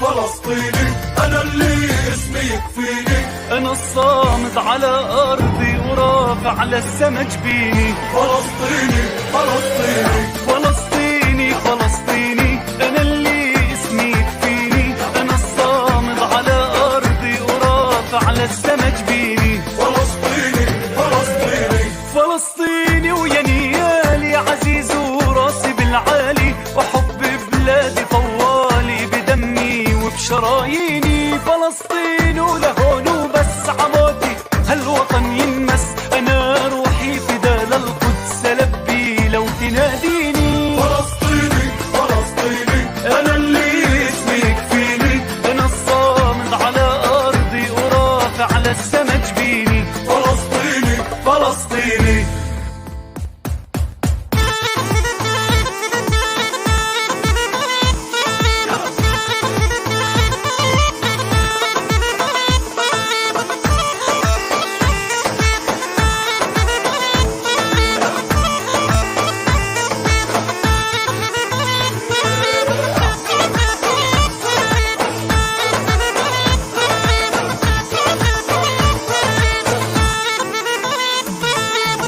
ولا بنساك يا بلادي، يا أرضي وأرض أجدادي، كتبت اسمك على الوادي على كل قرية ومديني، على عهد الوطن فيه سماي وأرض حرية، على من المي للمي على التراب الفلسطيني. فلسطيني فلسطيني أنا اللي اسمي يكفيني، أنا الصامد على أرضي ورافع للسما جبيني. فلسطيني يلا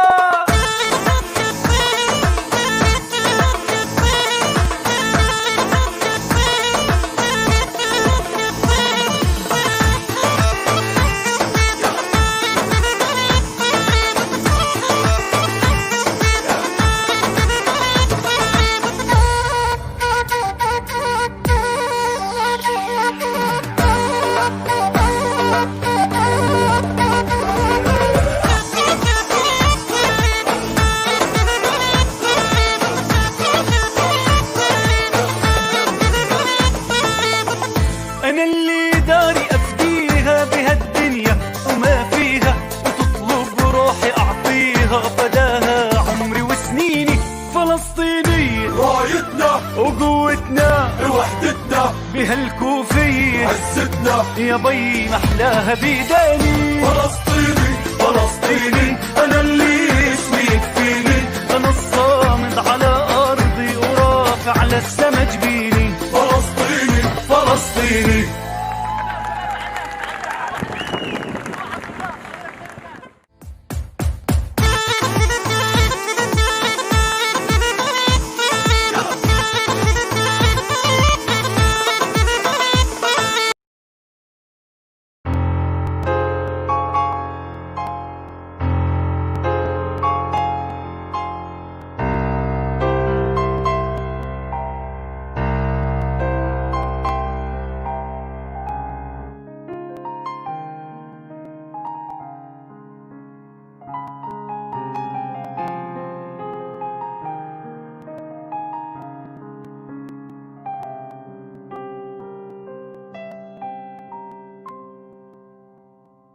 موطني موطني الجلال والجمال والسناء والبهاء في رباك في رباك، والحياة والنجاة والهناء والرجاء في هواك في هواك. هل أراك سالما منعما وغانما مكرما، سالما منعما وغانما مكرما. هل أراك في علاك تبلغ السماك تبلغ السماك موطني موطني موطني موطني الشباب لن يكل همه أن يستقل أو يبيد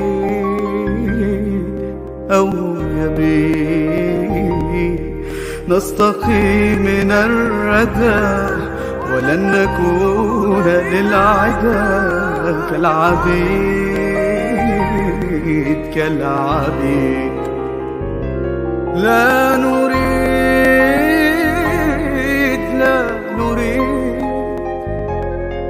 ذلنا المؤبدا وعيشنا المنكدا ذلنا المؤبدا وعيشنا المنكدا لا نريد بل نعيد مجدنا التالي موطني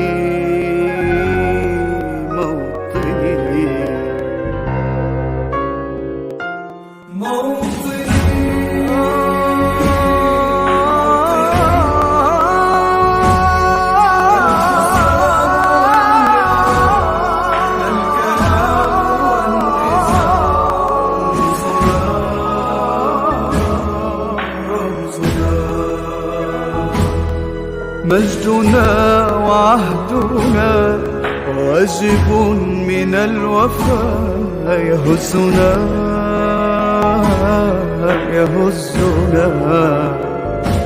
عزنا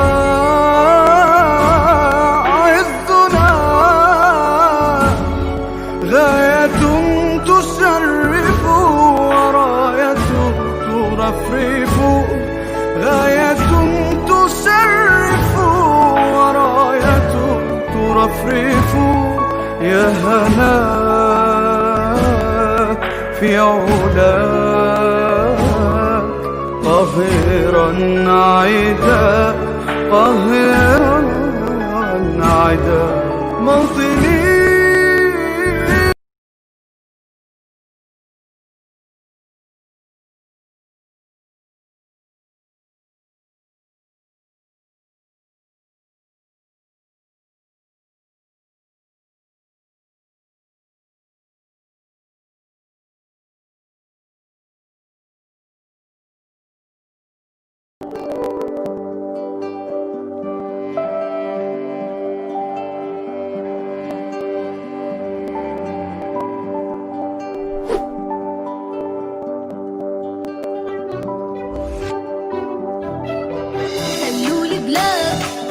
طردوا الأجداد صفقة تشاو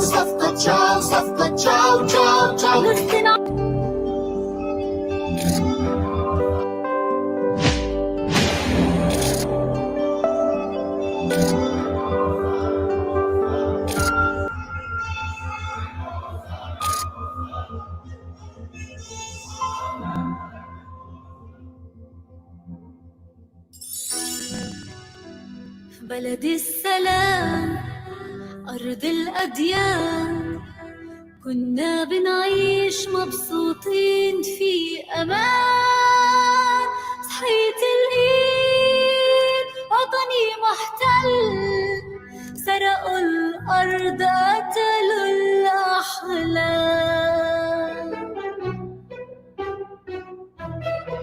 خلوا البلاد طردوا الأجداد صفقة تشاو فلسطين عربية حرة أبية القدس إلنا يا أحرار قتلوا الأطفال صفقة تشاو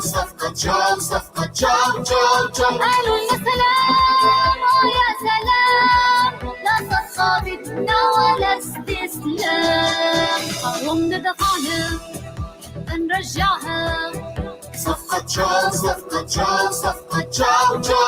قالوا لنا قانون دولي قانون العدالي شفنا ولا سلام لا لا لا صفقة تشاو صفقة تشاو صفقة تشاو تشاو تشاو لا لا لا لا لا لا لا لا لا لا لا لا لا لا لا لا لا يا محتل اطلع من أرضي اطلع صفقة تشاو صفقة تشاو صفقة تشاو تشاو تشاو فلسطين عربية حرة أبية القدس إلنا يا حرام بإرادة قوية وحدي وطنية صفقة تشاو صفقة تشاو صفقة تشاو تشاو تشاو رح ترجع بلدي كلها رح ترجع وراح يزول الاحتلال شعب الأحرار صاحب القرار صفقة تشاو صفقة تشاو صفقة تشاو تشاو تشاو لا صفقة ظل ولا صفقة عار فلسطين عربية يا أحرار فلسطين عربية يا أحرار لا لا لا لا لا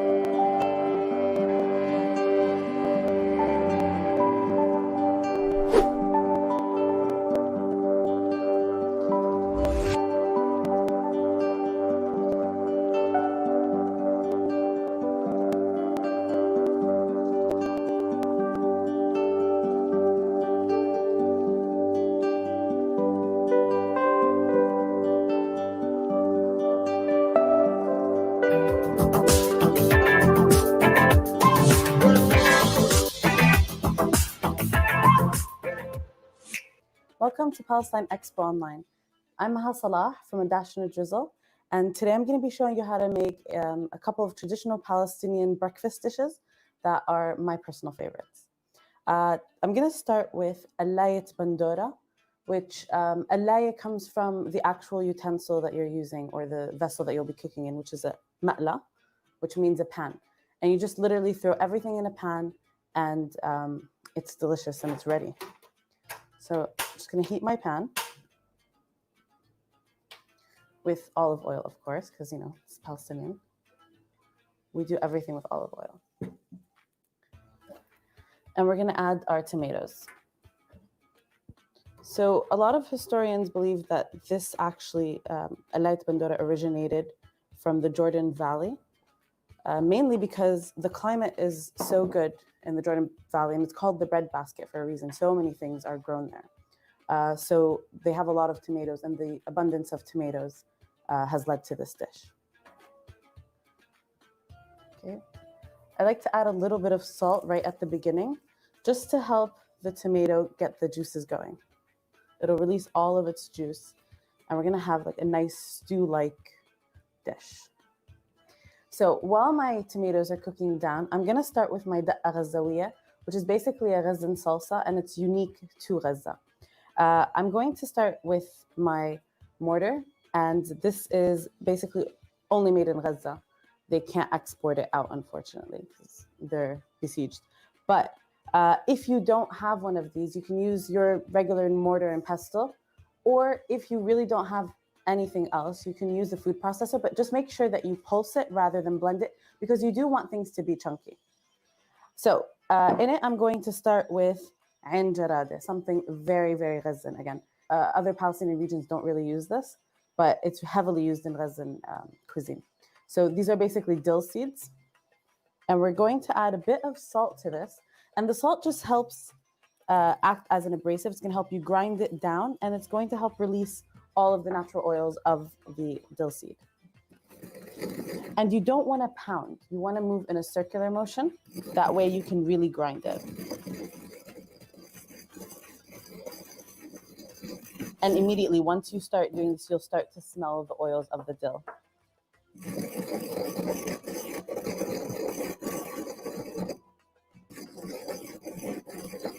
So once that's nice and ground down, we're going to have another thing that is very Ghazan, which is chilies.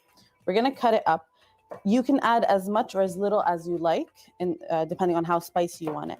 And if you don't like your food to be that spicy, or you don't want your chili to be very spicy, you can just remove the seeds. I'm going to keep my seeds. I do like my food spicy. And this is eaten not only on its own. You can have it on its own with just some pita bread, but it's also eaten as an accompaniment to stews. So especially tomato-based stews, it'll like cut through the richness and just add a nice spice and acidity. Another way, you can just have it near, like next to grilled meats or fish. It's just like a great sauce as well.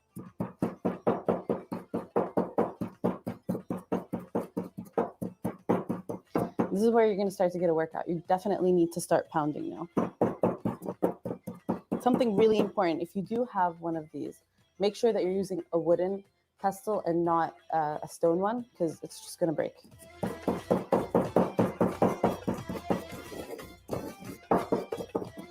Okay. Next, I have some finely chopped onions.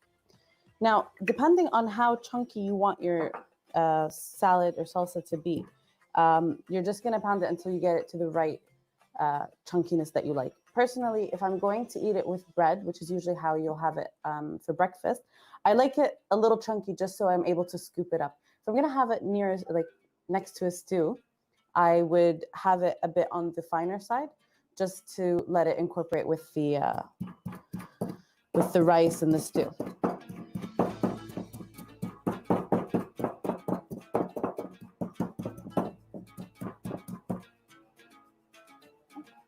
Going to mix my tomatoes. So they're really starting to cook down. I'm going to add my garlic. I don't like to add my garlic. Some people add the garlic straight away. I don't like to add my garlic straight away because I feel like it starts to kind of caramelize and get brown before I like it. I don't really like that kind of caramelized flavor. But you could always start with putting the tomatoes and the garlic in at the same time. And right when the garlic hits the heat, you're going to smell it. This is quite a garlicky dish. So traditionally, the garlic is a prominent flavor along with the tomatoes. But if you aren't a huge fan of garlic, you can definitely tone it down and put less. Okay. Back to my da'a.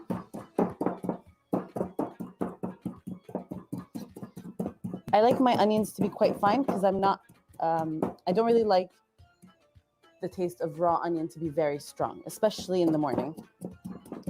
So the finer or the more that you pound it, the better it's going to be. It's going to be a lot less mellow.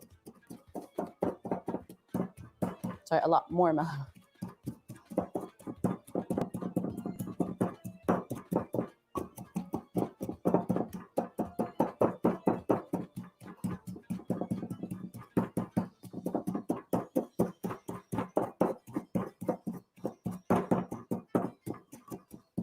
And then in with our tomatoes.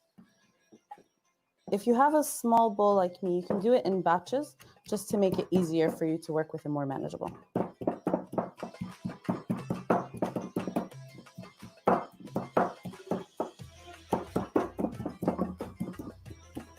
Once you pound it, you'll start to notice that it's going to form a sauce on the bottom, and that's exactly what you want.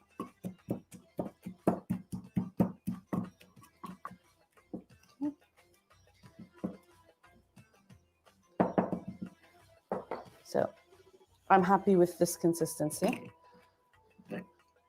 This is the time that you would add your olive oil.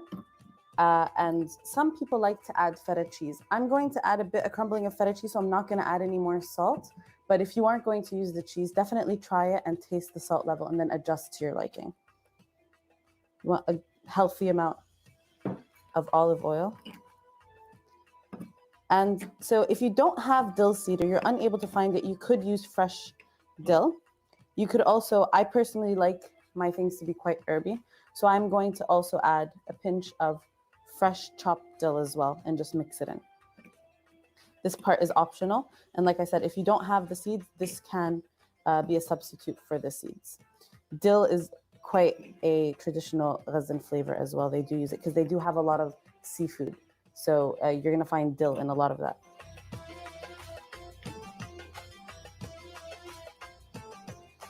You crumble a bit of feta. That is the al-Ghazawiya. Very fast, very simple, very flavorful though. So back to my alaya, I have some chilies. So you can, again, just like the garlic, you can add the chilies early on or you can add it later on. I like, especially if I'm going to have it in the morning, I don't want an aggressive chili flavor. If I'm having it, because we eat it for lunch and dinner as well, you can have it really any time of the day. If I'm having it for lunch or dinner, I would definitely probably put them in earlier just so I can have a spicier bite. But for now, I do like it quite mellow. Also, if you have little kids, you probably don't want it to be too spicy. So this is a nice way to get just a bit of background heat rather than an aggressive spiciness. I'm gonna mix that in along with some dried mint. This just brightens up the dish and adds a really nice flavor, like a freshness or a pop of just herbiness. Like I said before, I really like herbs. I like to use herbs in all of my food. And dried mint is just one of those things. It actually has a different taste to fresh mint. So you could garnish with some fresh mint and also use dry mint, and the two things will give really nice flavors, but different. So this is starting to get thick, but I do like it slightly thicker just to make it easier to kind of scoop up in your bread. You don't want your bread to kind of get soggy and everything falling out. So you just leave it to reduce a bit, probably another 3-4 minutes. And it's going to be just the perfect consistency.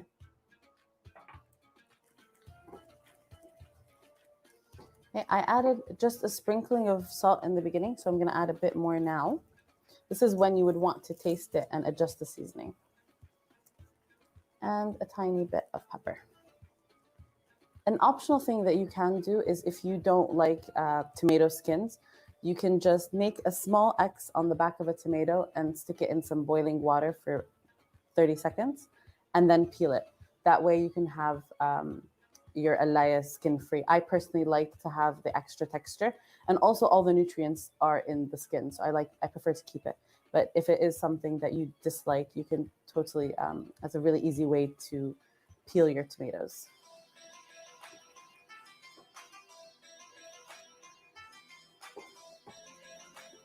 Okay, and that's our alaya done.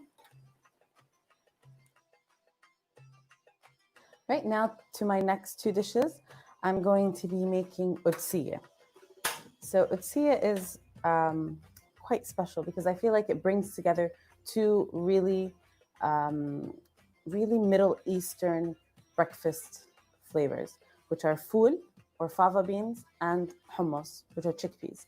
And those two things are featured heavily on almost every Middle Eastern table, specifically for breakfast. But the nice thing about this is it brings both of them together. And it just has this very special flavor that I think you all are going to enjoy. I'm going to start with my ful. You can have dry ful and kind of soak it overnight. But honestly, I find that it's really delicious just having the regular ful from the can. Makes life easier. And if you are in a rush or you decide to make it last minute, you just have that. But definitely, if you do have the dried beans and you want to go, soak it overnight and stuff, go for it. In my pot, I've reserved some of the water from the actual can. That's just going to give a lot of the flavor. And we just want to heat this. They're already cooked.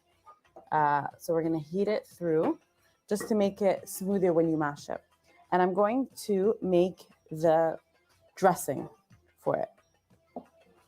We're gonna have some garlic cloves, some chilies, as much as you like, depending on how hot you want it. You just wanna roughly chop it, but we're going to actually mince it together with the garlic. Okay. And a bit of salt.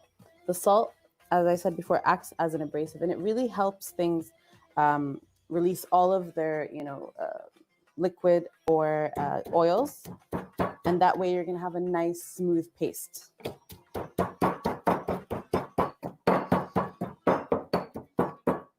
Okay, so once you have a nice smooth paste, I'm going to add some lemon juice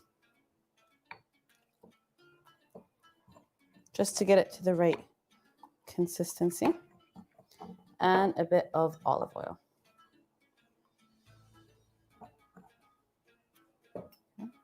And that's our da'a, which is different. Don't confuse it with da'a ghazawiya, which is the salad, but this is a da'a.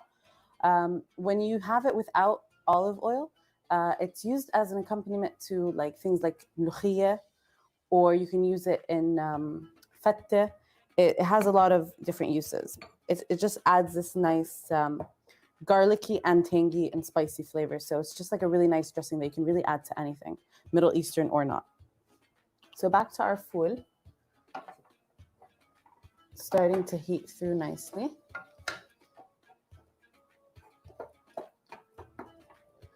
Okay, and some people like this to be completely mashed. I like mine to be more on the chunky side.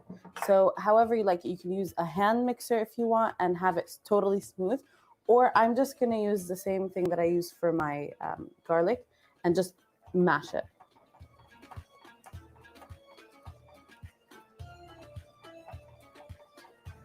And a lot of people don't know, in Palestine, they usually actually make their hummus using something like this, and obviously like on a bigger scale. And they get the smoothest hummus. So you can achieve a very nice and smooth consistency just using this. They don't use blenders.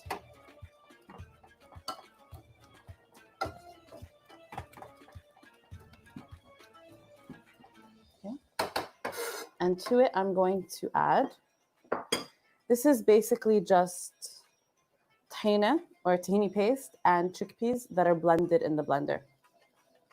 So it just kind of goes on the ratio. I like more, I like it to be kind of half and half, hummus and fool, because I really like the flavor of both. But you can go, I think traditionally it's actually more fool than hummus. But honestly, I think it's just every family kind of goes based on their own preference. So I'm gonna mix this together.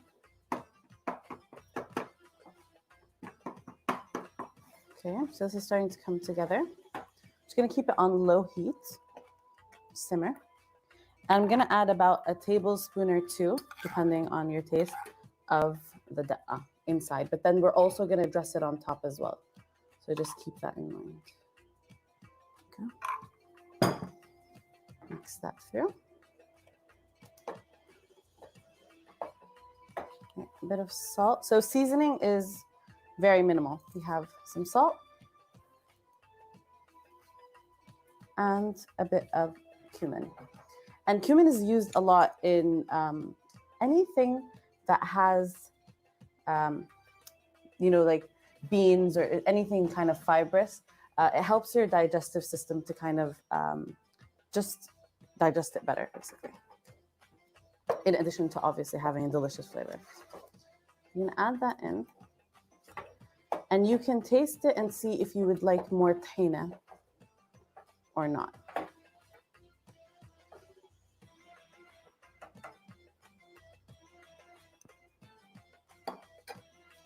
Now I like a bit more tahina. But keep in mind that you did add tahina to your hummus. And then you're going to add whole hummus as well, just to add some nice texture.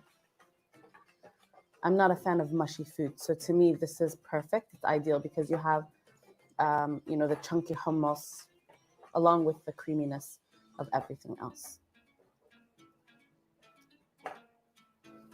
I also like mine to be quite tart, so I'm going to add a bit more lemon juice.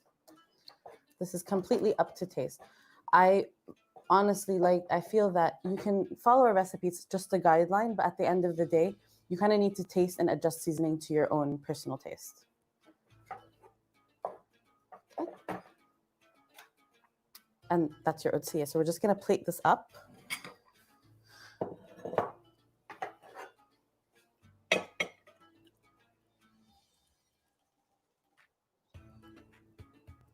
I really hope they invent smell-o-vision really soon because you guys need to smell this. It smells amazing. Okay, we're going to drizzle some more of our da'a over it.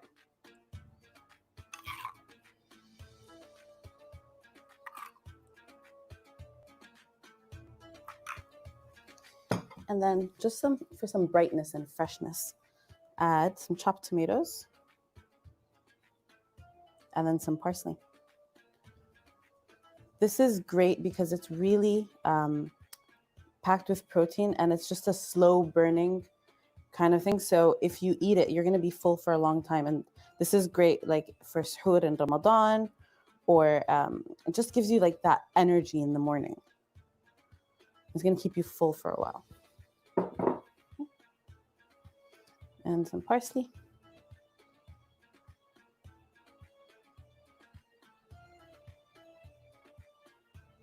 And that's it. So this is the best thing about Palestinian or Middle Eastern kind of breakfasts. A lot of people see it as like a lot. It's always like a feast. There's several things, but they really take 5 to 10 minutes. These things don't take a lot of time, and you end up with such a nice spread.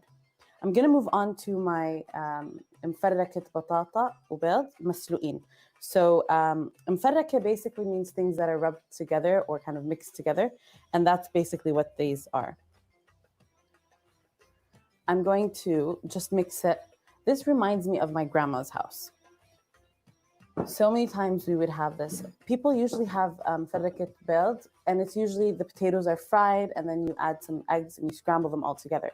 But this is just a nicer or a different way of doing it. It takes less time and it's also slightly healthier. So I just had some boiled potatoes and boiled eggs. I chopped them. I like them chunky, but you can go finer if you like. And you literally are just going to dress it. So it's almost like a salad. It's really fresh and really flavorful. I'm going to use this. And we're just going to add a bit of lemon juice.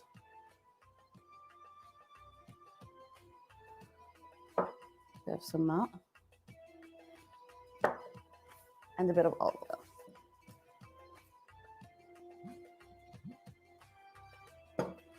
And the best part about this breakfast is you can even have it like on a busy morning because you can make it ahead of time. You can boil your eggs, boil your potatoes, and have them ready. And just in the morning, all you're doing is assembling and dressing it. And mix them together. Some people like to add white onions. I like to add green onions, again, because I just find it more mellow and more pleasant. But if you do like, you can go for red onions or just the regular white onions. It just depends on what you have and what you like. Okay, just gonna mix this together. And feel free to kind of mash it if you want things to be a bit more incorporated. I'm just gonna lightly toss mine.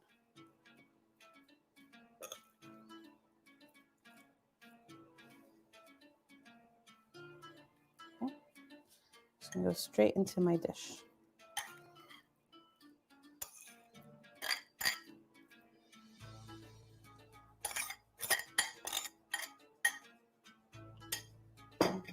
With another bit of olive oil.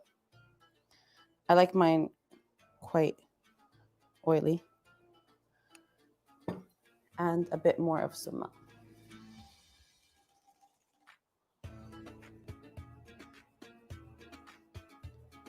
I added salt to my potatoes when I boiled them, but if you don't, you can add salt. But also make sure that you taste your summa, because a lot of summa actually has salt and is salty.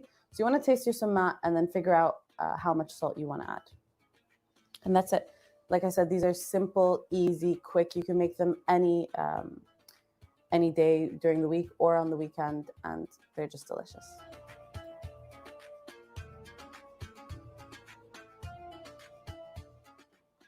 All right, guys, so I've made all of my dishes now, and I've added a couple, as you guys may notice. But this is very typical Palestinian breakfast, especially like our brunch, basically, our weekends, but which are usually Fridays, actually, in the Middle East. But this is definitely when the family gets together, and you'll have something a bit more elaborate. But, you know, all of these dishes honestly stand alone, you know, and they're just really delicious on their own. And obviously, when you have them together, they're that much more better. I just want to talk about a little bit of the ingredients. So we have here za'atar and cheese menaish, which are basically like flatbreads, and they're topped with different toppings. I went for the simplest ones which are usually cheese, and we usually use Nabilsi cheese, along with habt al-barakah, which is the black nigella seeds. And habt al-barakah has so many amazing health benefits, and it's said to cure everything but death. You have za'atar, and what a lot of people don't realize is za'atar isn't actually the herb, but it's actually the blend. We call it oregano za'atar, and it's a kind of wild oregano, but it's actually a spice blend, the za'atar that most people are now using with the sesame seeds and summa and salt, and so many different things go in it. So it's not just the actual herb; it's also the spice blend. We a lot of times have fig and butter at breakfast. It's really popular in the Middle East and also in Palestine. And one of the most popular jams that we have is fig jam. There are so many fig trees in Palestine, particularly in Nablus, in the village of Tel.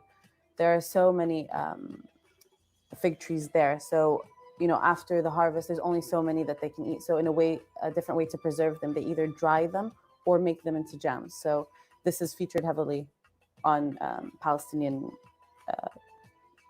tables. We also have an assortment of pickles, and Palestinians, we like pickle everything. Any vegetable you can think of, we've pickled it, even lemons. So we always have an assortment of something pickled. And again, it just goes back to being able to preserve all of these things while they're in season. Olives is, arguably the most popular thing that people think of when they think of Palestine. They think of olives and olive trees. They usually make the olives and the olive oils pressed generally at the time, when it's in season, which is in October. And if you always notice, Palestinian olives are always slightly cracked. And the reason that they do that is that it's usually hit with a rock and then put all together in that way. When it's put into the olive oil, it seeps up all of the flavor. And two really popular things that we put with our olives are lemons and chilies, and they're put in the jar together, and it just gives it that Palestinian flavor, the signature Palestinian flavor. We also have dips with tahina. Dips is molasses, and it can be from several sources. The most popular in Palestine is either from carob or grape, but you could also have date molasses, which is actually more popular in the Gulf. Here I have carob molasses or kharroub. Carob is really popular in Palestine, and they drink it a lot, specifically in Ramadan. And not only is it good, but it's actually good for you. It has so many benefits that people don't realize. First of all, it's a great alternative to cocoa powder. So it tastes just like chocolate. And nowadays we're seeing in all of these like health food places that they're using carob instead of chocolate. And so it has a great taste, but also you can rub it on your gums. It's great for any sort of oral or gum problems that you have. It soothes your throat and is great for respiratory issues. So not like, it's actually a treatment. It actually started out as a treatment or a medicine before it was actually then consumed just for the taste. Next to it is tahina, because carob is and all the molasses are quite sweet. So a way to break that sweetness is to add the nutty, slightly bitter tahina. And a lot of people like to mix them together. So, the ratios are kind of up to personal taste. I personally like to dip them separately, but you can, it's more popular to have it actually mixed rather than dipped. Tahina actually comes from the word tahan, which means to crush something, and it's basically crushed sesame seeds. And a lot of people don't realize there's actually three kinds of tahina. There's a red tahina, a black tahina, and a white tahina. We also have kak al-Quds. I mean, I try, but honestly, even in Palestine, nothing comes close to Jerusalem kak. Some people call it Jerusalem bagels, but I don't feel like that is the correct name. They're not bagels. It's kak, and it's a specific kind of bread, and it's very, very popular in Palestine. It's even smuggled into the West Bank because it doesn't matter how many people have tried. Even people from Jerusalem have tried to make it in the West Bank. It just doesn't taste the same, and a lot of people think it's because of the climate. The climate there is quite humid, and the ovens in the old city are really old, and a lot of people think that those are the two factors that really set it apart in Jerusalem rather than the rest of Palestine. Pita bread is eaten with everything. It's just perfect. It scoops up. It's just that bread that stands. It can take, scooping things up, and it'll really absorb all of the juices. Another popular thing in Palestine for breakfast is French fries. A lot of people think that may be a bit strange.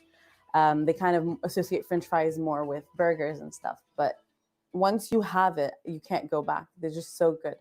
And something that we, specifically in Gaza, they do is they fry peppers with the potatoes. So in the same oil. And it gives the potatoes like a nice heat and a background flavor as well. Then we have our Jibna Nabulsiya, or Nabulsi cheese, which is made in Nablus. It's the same cheese that you make knafe with, but this is my favorite way to eat it. You can eat it on its own. It's a squeaky cheese, kind of like halloumi. So I find when you fry it, and this is shallow fried in olive oil, not deep fried, it just takes away some of that squeakiness and adds a nice crunch. Another thing that you have to have on Palestinian tables is a variety of vegetables. Radishes, onions, mint, rocket. These are all things, tomatoes, cucumbers. These are all things that are, they're just standard. They're usually on the table at a lot of meals. And last but not least, we have miramiya tea, which is very Palestinian. A lot of Middle Eastern countries have mint in their tea, but in Palestine, more popular than mint is actually miramiya. And it's sage, and it has a eucalyptus type flavor. It's actually really delicious. And it's so good for you. If you ask any Palestinian grandma or mom, for some sort of treatment, if your stomach hurts, if your head hurts, anything you might complain of, their first thing is have some miramiya tea. And it actually has been proven to have so many healing properties. It's just a super herb. And my grandfather always said that za'atar was really good for your memory. So anytime we had an exam, we would always have za'atar and miramiya tea, and they were just the perfect brain food. And that's it. This is our, my Palestinian favorites. I hope you guys try them, and check out Adasha and Drizzle on Instagram for all of the recipes for everything on the table.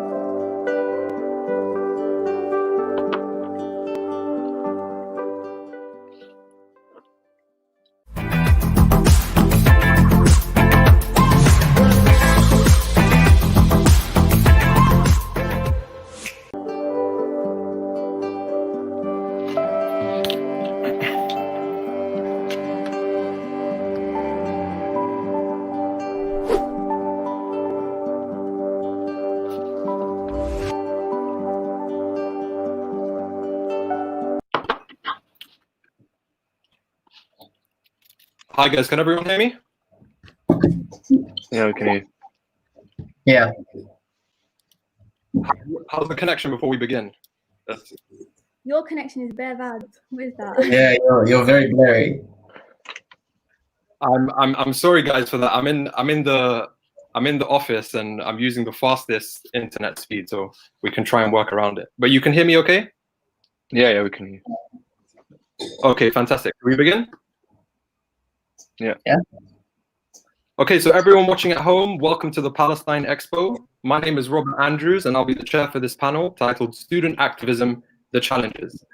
I'm delighted to be joined here this afternoon by Yahya Abu Sido, Abdurrahman Sultan and Lian Mohammed for this important discussion.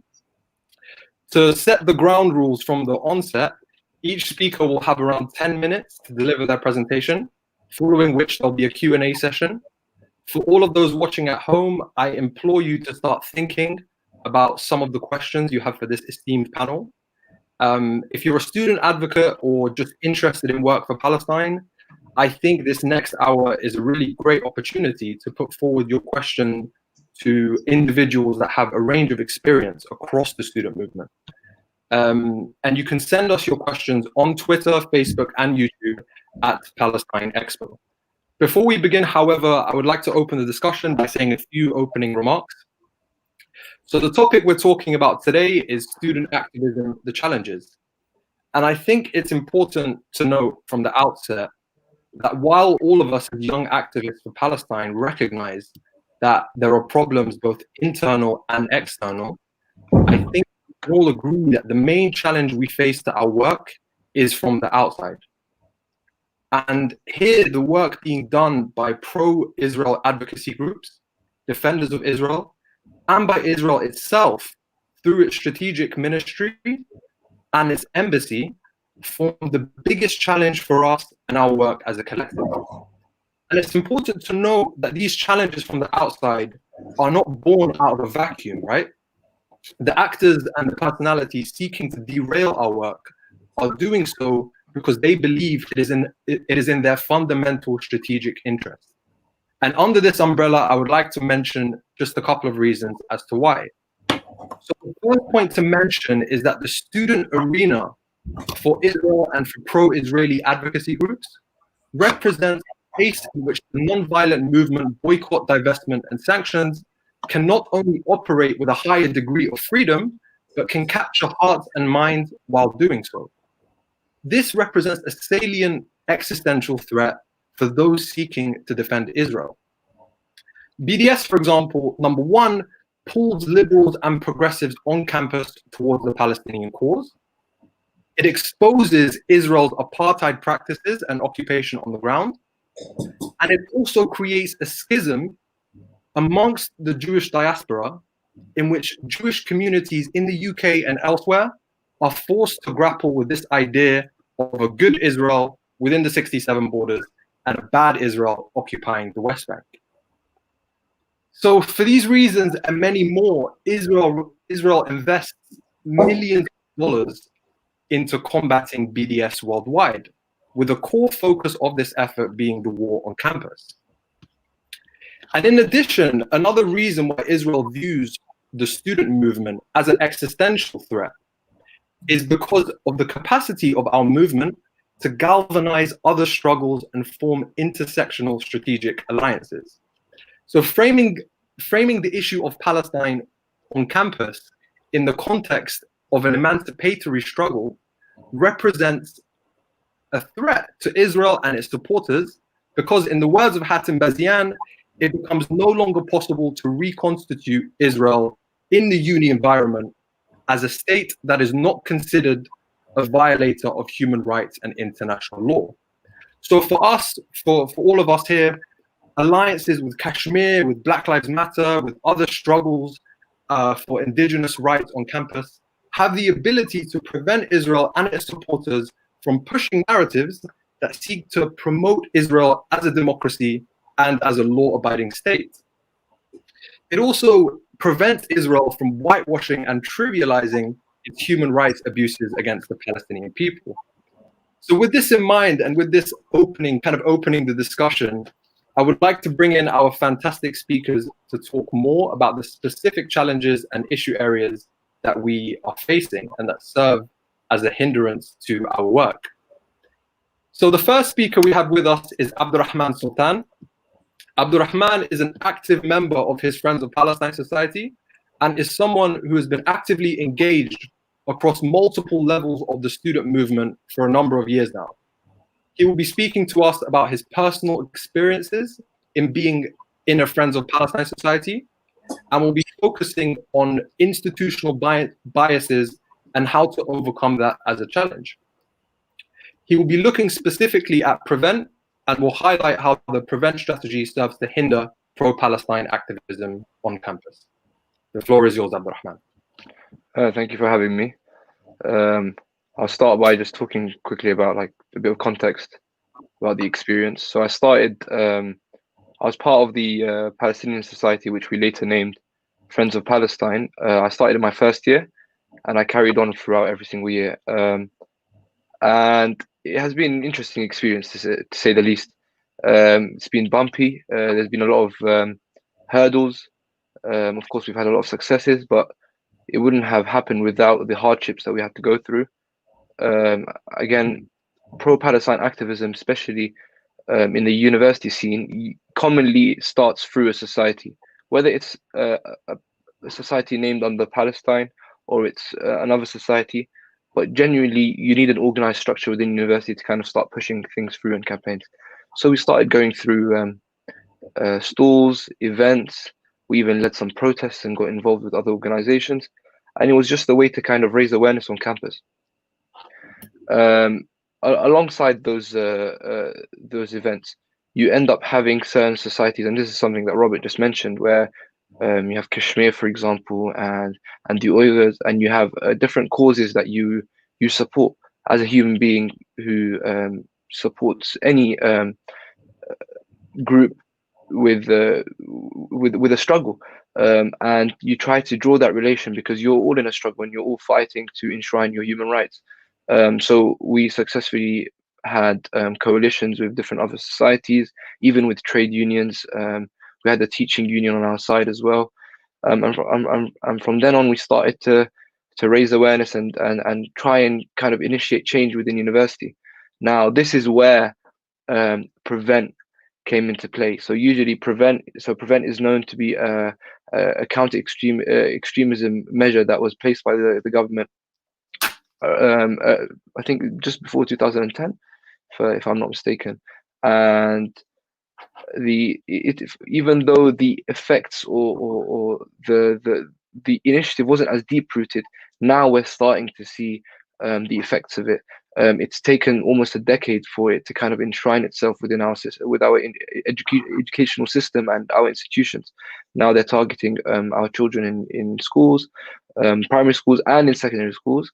And you see a lot in universities whether they target Islamic societies, and mostly Islamic societies, because the bias in their legislation and in the way they work, it focuses on a lot of appearances. You having a beard, or you shouting a certain phrase, or you looking a certain way, makes you subject to extremism and makes you at risk in a certain way. But the interesting thing now is that pro-Palestine activism is now under the umbrella.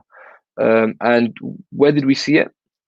Every now and then when we start organizing events, we apply to get a speaker request form submitted.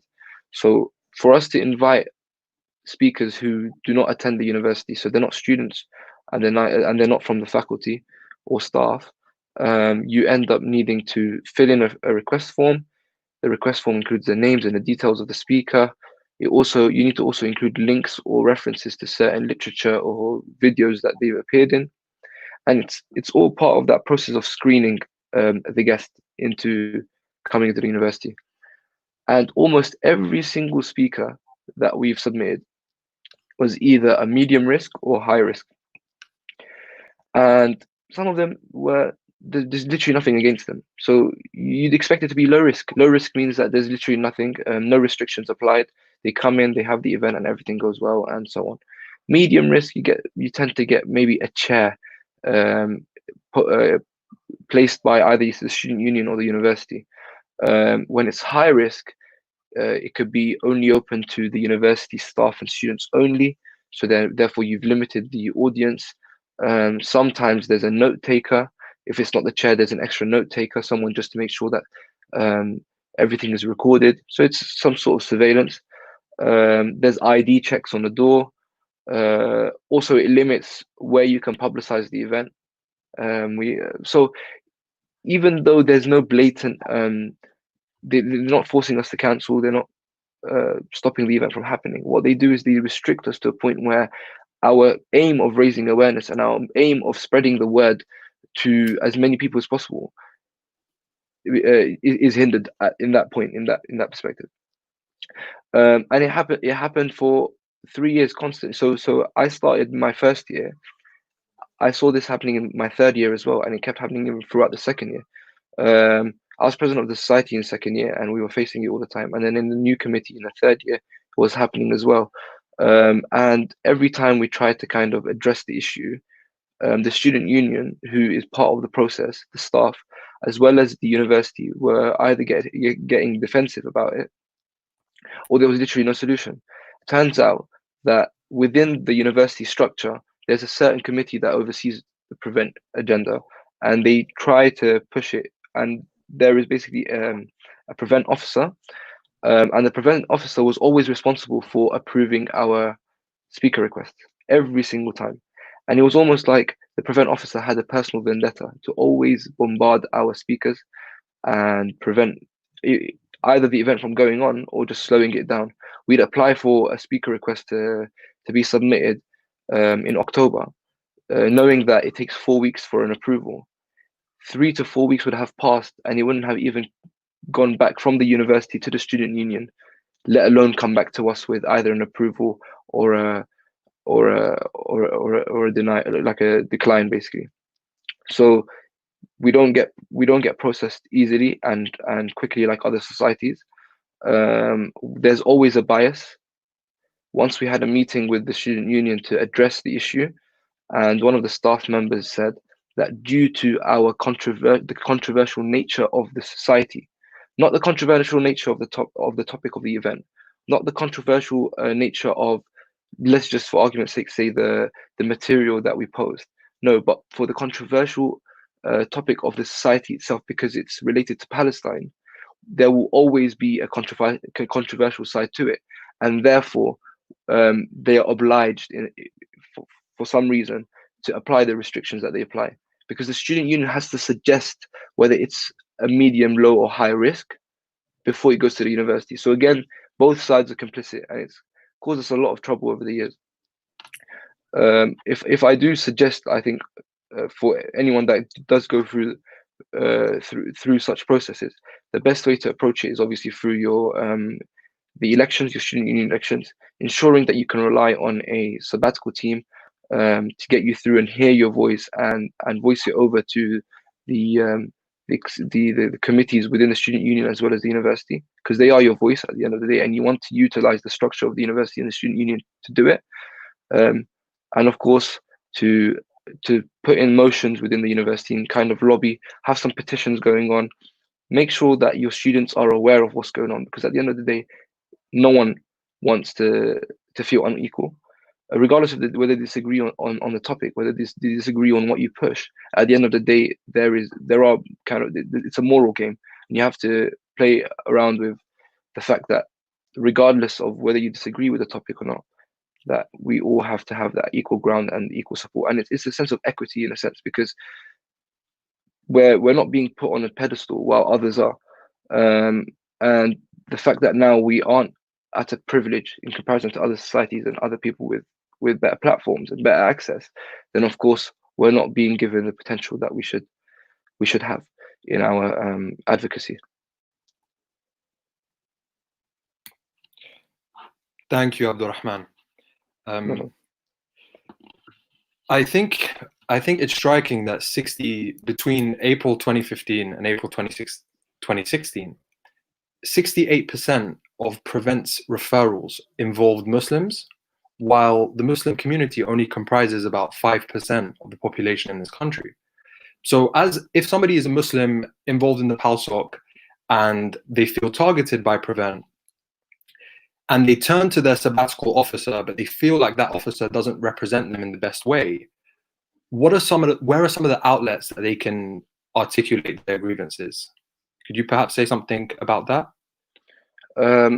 I think, well, from experience, again, I think you need to go on and work with external organizations. And I think one of the organizations that we've always worked regularly with is Cage. Cage work closely and they have campaigns and literature on Prevent and the Prevent agenda.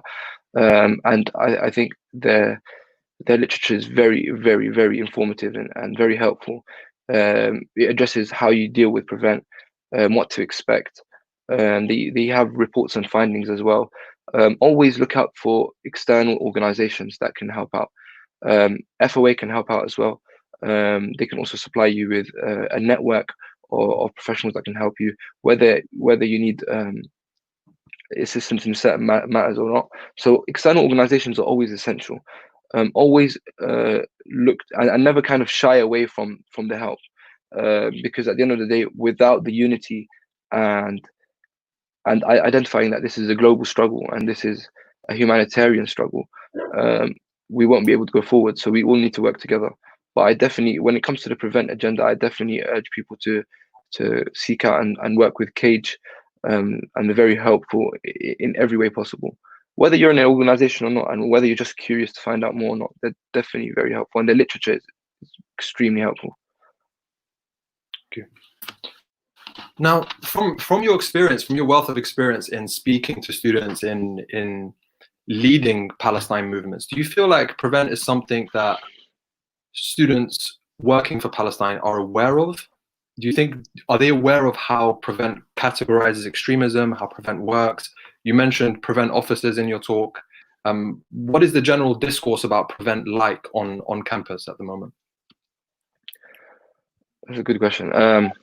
I think it tends to slap you in the face. It's not something you'd expect. Even when you hear about Prevent initially, you don't know what you're facing. You don't know what you're dealing with. It kind of creeps up on you where it's very gradual. It's not something intense. It's not like a door's just suddenly closed in your face. What you tend to see is a bit of small microaggressions in the handling and the dealings when it comes to the university and the student union. Now, if you look into Prevent and you read through how they categorize the risks and who they see is at risk of extremism and so on, it's very pathetic, if I might say. Like having WhatsApp on your phone makes you at risk. It puts you at risk of being exposed to extremism. Having Facebook, having a beard, looking a certain way, dressing a certain way, all of these things, they're built on ignorance. So the minute you have an agenda that's pushed by a government, a whole government, and it's put and fed into our institutions, and not only fed but enforced on our institutions, I'm not sure with universities, but generally speaking, it is compulsory to implement Prevent. Within universities, unfortunately, we've seen that Prevent has been emphasized within every single dealing. It's something you have to expect it now. So when I apply for speaker requests, when I apply for room bookings, I have to expect that someone's going to ask me why, but not why just for curiosity. It's because they're kind of screening the nature of the event or the initiative that we're trying to launch. So now that we've addressed that Prevent exists, I urge everyone to kind of go out of their way to research. You don't want to be surprised. You don't want to be shocked if you are an activist. You also don't want to be scared. No matter what, as long as you are doing the right thing by educating yourself and having the organizations to help you, whether it's with literature, whether it's for access to different speakers and platforms, you're able to be aware of what Prevent does and how it tries to kind of limit our existence as advocacy groups, and you can kind of overcome that hurdle and continue in your activism. Thank you so much, Abdurrahman. I hope we can revisit some of the issues at the end during the Q&A. So moving on to our next speaker, we have Yahya Abu Sido. Yahya is the founder of the Association of Student Activism for Palestine, with the acronym ASAP. He is a well-known British Palestinian activist, and like Abdurrahman, he has years of experience in spearheading pro-Palestine solidarity movements in the UK, specifically in London. So Yahya will be speaking about anti-Semitism and criticism of Israel, and will also be focusing on tolerance and intersectionality. The floor is yours. Hello. Hi, everyone. I hope you've all had a great day so far. So, yep, I'm Yahya, and I'll be speaking on behalf of the Association of Student Activism for Palestine. You probably haven't heard of us yet, and if you have, you'll know that we launched last month, so in May, with our first campaign in commemoration of the Nakba. So I'm going to talk about the issues that I feel this movement is currently facing. And these issues, rather than so much external, some are internal. And they're like elephants in the room that people don't like to kind of talk about, because we always like to talk about the external issues. But there are a lot of internal issues going on in this movement that we do need to address. Now, a bit about myself before I start. I've been involved in this movement for about 8 years, from A-levels up until the end of my university degree. And at university, I was president of the UCL Friends of Palestine Society for 2 years. Now, a lot of what Abdurrahman said, I resonated with, but instead of Prevent, at UCL, we were kind of attacked by the Campaign Against Anti-Semitism group. And that is the first external issue that I would like to talk about, which is the issue of anti-Semitism. After a protest that we organized in 2017, what happened was I was targeted as the leader of this violent protest, which was against an Israeli speaker, whom, very similar to the kind of stuff that Abdurrahman's talking about, which is, you know, the whole speaker approval request forms and so on. The Israeli society kind of got away with not following the deadlines and not following the procedures. And they were let off and the event was allowed to take place. A similar situation happened the year before, where the Arab Society had invested a lot of money into this huge comedy event, but because they didn't follow certain deadlines, the event was cancelled, and it was like tough luck. But for the Israeli society, an exception was made and they allowed the event to take place after pressure from a group called UK Lawyers for Israel. So we did a huge protest. It was an intersectional protest as well. We kind of allied with the Black Lives Matter movement, and we did a huge protest. And the next day, we just kind of woke up to this bombardment on the media of, you know, claims of anti-Semitism, violence, all these things that weren't true. Now, anti-Semitism is becoming a huge issue. The discussion of what anti-Semitism really means in this movement is becoming a huge issue. If you look at what happened last week to Rebecca Long Bailey, she literally shared an article of something to do with Israeli military training police officers in America, and she was just commenting on even the lady who wrote the article calling her a star, yet eventually that ended up with her getting sacked, because now even the mere criticism of Israel is deemed as somewhat anti-Semitic. And this is something that I always, you know, every single speech I make, I always have to try my best to address this, because for me, this is so important. And we always try and, you know, we don't fully seem to comprehend this at times. And for those that do, it's hard to articulate it. But the issue of anti-Semitism and Israel, the Jewish people in general, to be Jewish and to be Muslim and to be Christian, these are all different people. But to be Muslim is to be part of a faith, the Islamic faith. To be Christian is to be part of the Christian faith. To be Jewish is more than just being part of the Jewish faith. You're also Jewish as an ethnicity, so it's a bit like being Arab. And so when we discuss the creation of Israel as a state with the goal to be a Jewish state, a Jewish majority state, then we are talking about a state that's being created for one ethnicity over another. And for you to point that out, or to simply deem it as discriminatory somewhat or racist, you're bombarded with the same talk, which is no, actually you're racist, you're anti-Semitic.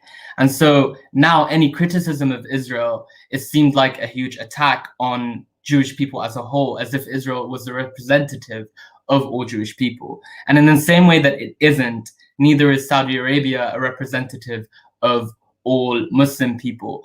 And it's kind of our duty in this cause to be intersectional and to talk about all the other issues that humans are facing in this world, issues of oppression and discrimination against indigenous people, so Saudi Arabia and Yemen. And we don't shy away from these things, and we always are very vocal about the injustices that are faced around the world, be it Syria, be it the Black Lives Matter movement in America and around the world.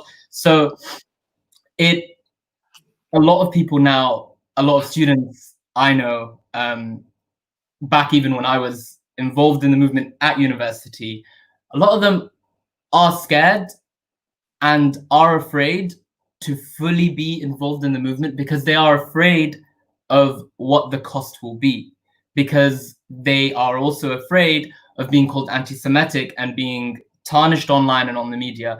And it is somewhat a legitimate fear. So we do need to address this issue. We need to discuss it. We need to tackle it.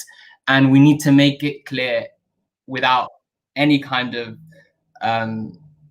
compromise on what anti-Semitism and anti-Zionism is, the difference between those two things, and making it clear what our issue with the injustices going on in Palestine are. Of course, having said that, I'm not going to sit down and pretend anti-Semitism doesn't exist. It does, just as Islamophobia and racism. These things are real issues. And yes, there are people who do kind of sometimes wear a mask of being pro-Palestine whilst being inherently anti-Semitic. But unlike the way the media and the government and Prevent likes to portray it, those people are a minority and are dealt with quite strictly in this movement. So that's kind of the first topic I wanted to brush on. The other thing I wanted to talk about was the issue of tolerance in this movement. And I feel like a lot of the times throughout the past 8 years, especially at university and to this day, I've witnessed a lot of scenarios where I feel like sometimes we can be a hindrance to ourselves. Now, in this movement, there are so many different ways to do things. There are so many different strategies to do things. And we sit down and we argue and we disagree and we debate. And sometimes we may have an issue with the way someone does something else, and so on. But one thing that then we go on to do afterwards is we start to boycott that person or that association or that group. And it ends up being like little groups that are just opposing each other, and they become obstacles to each other. They stop supporting one another for events or for campaigns because, oh, it's that person spearheading it and I don't like that person. And it's important to address these things because, you know, if we keep quiet about them, they're going to continue happening and it's going to be seen as some kind of norm. But it needs to be talked about. And I feel like, you know, it's like, I'll give you a very small example. It's like Abdurrahman, assuming that, let's say 2 years ago, we tried to work on something together and it just didn't work out. And I didn't like the way he thinks. And, you know, I disagree with him completely. But then if we're both invited to do something together on a campaign or something, and then I decide, you know what, I'm actually not going to work with you because he's part of this. I think that that's something that we need to step on. We need to, you know, it's an egotistical issue that needs to be put aside for a greater cause, which is the struggle for Palestine. Because at the end of the day, I have no doubt, I have many disagreements, I have many different ideas to different people out there, but I'm willing to work with anyone who is also trying to struggle for the Palestinian cause. So we kind of need to learn to be a bit more open-minded when it comes to that.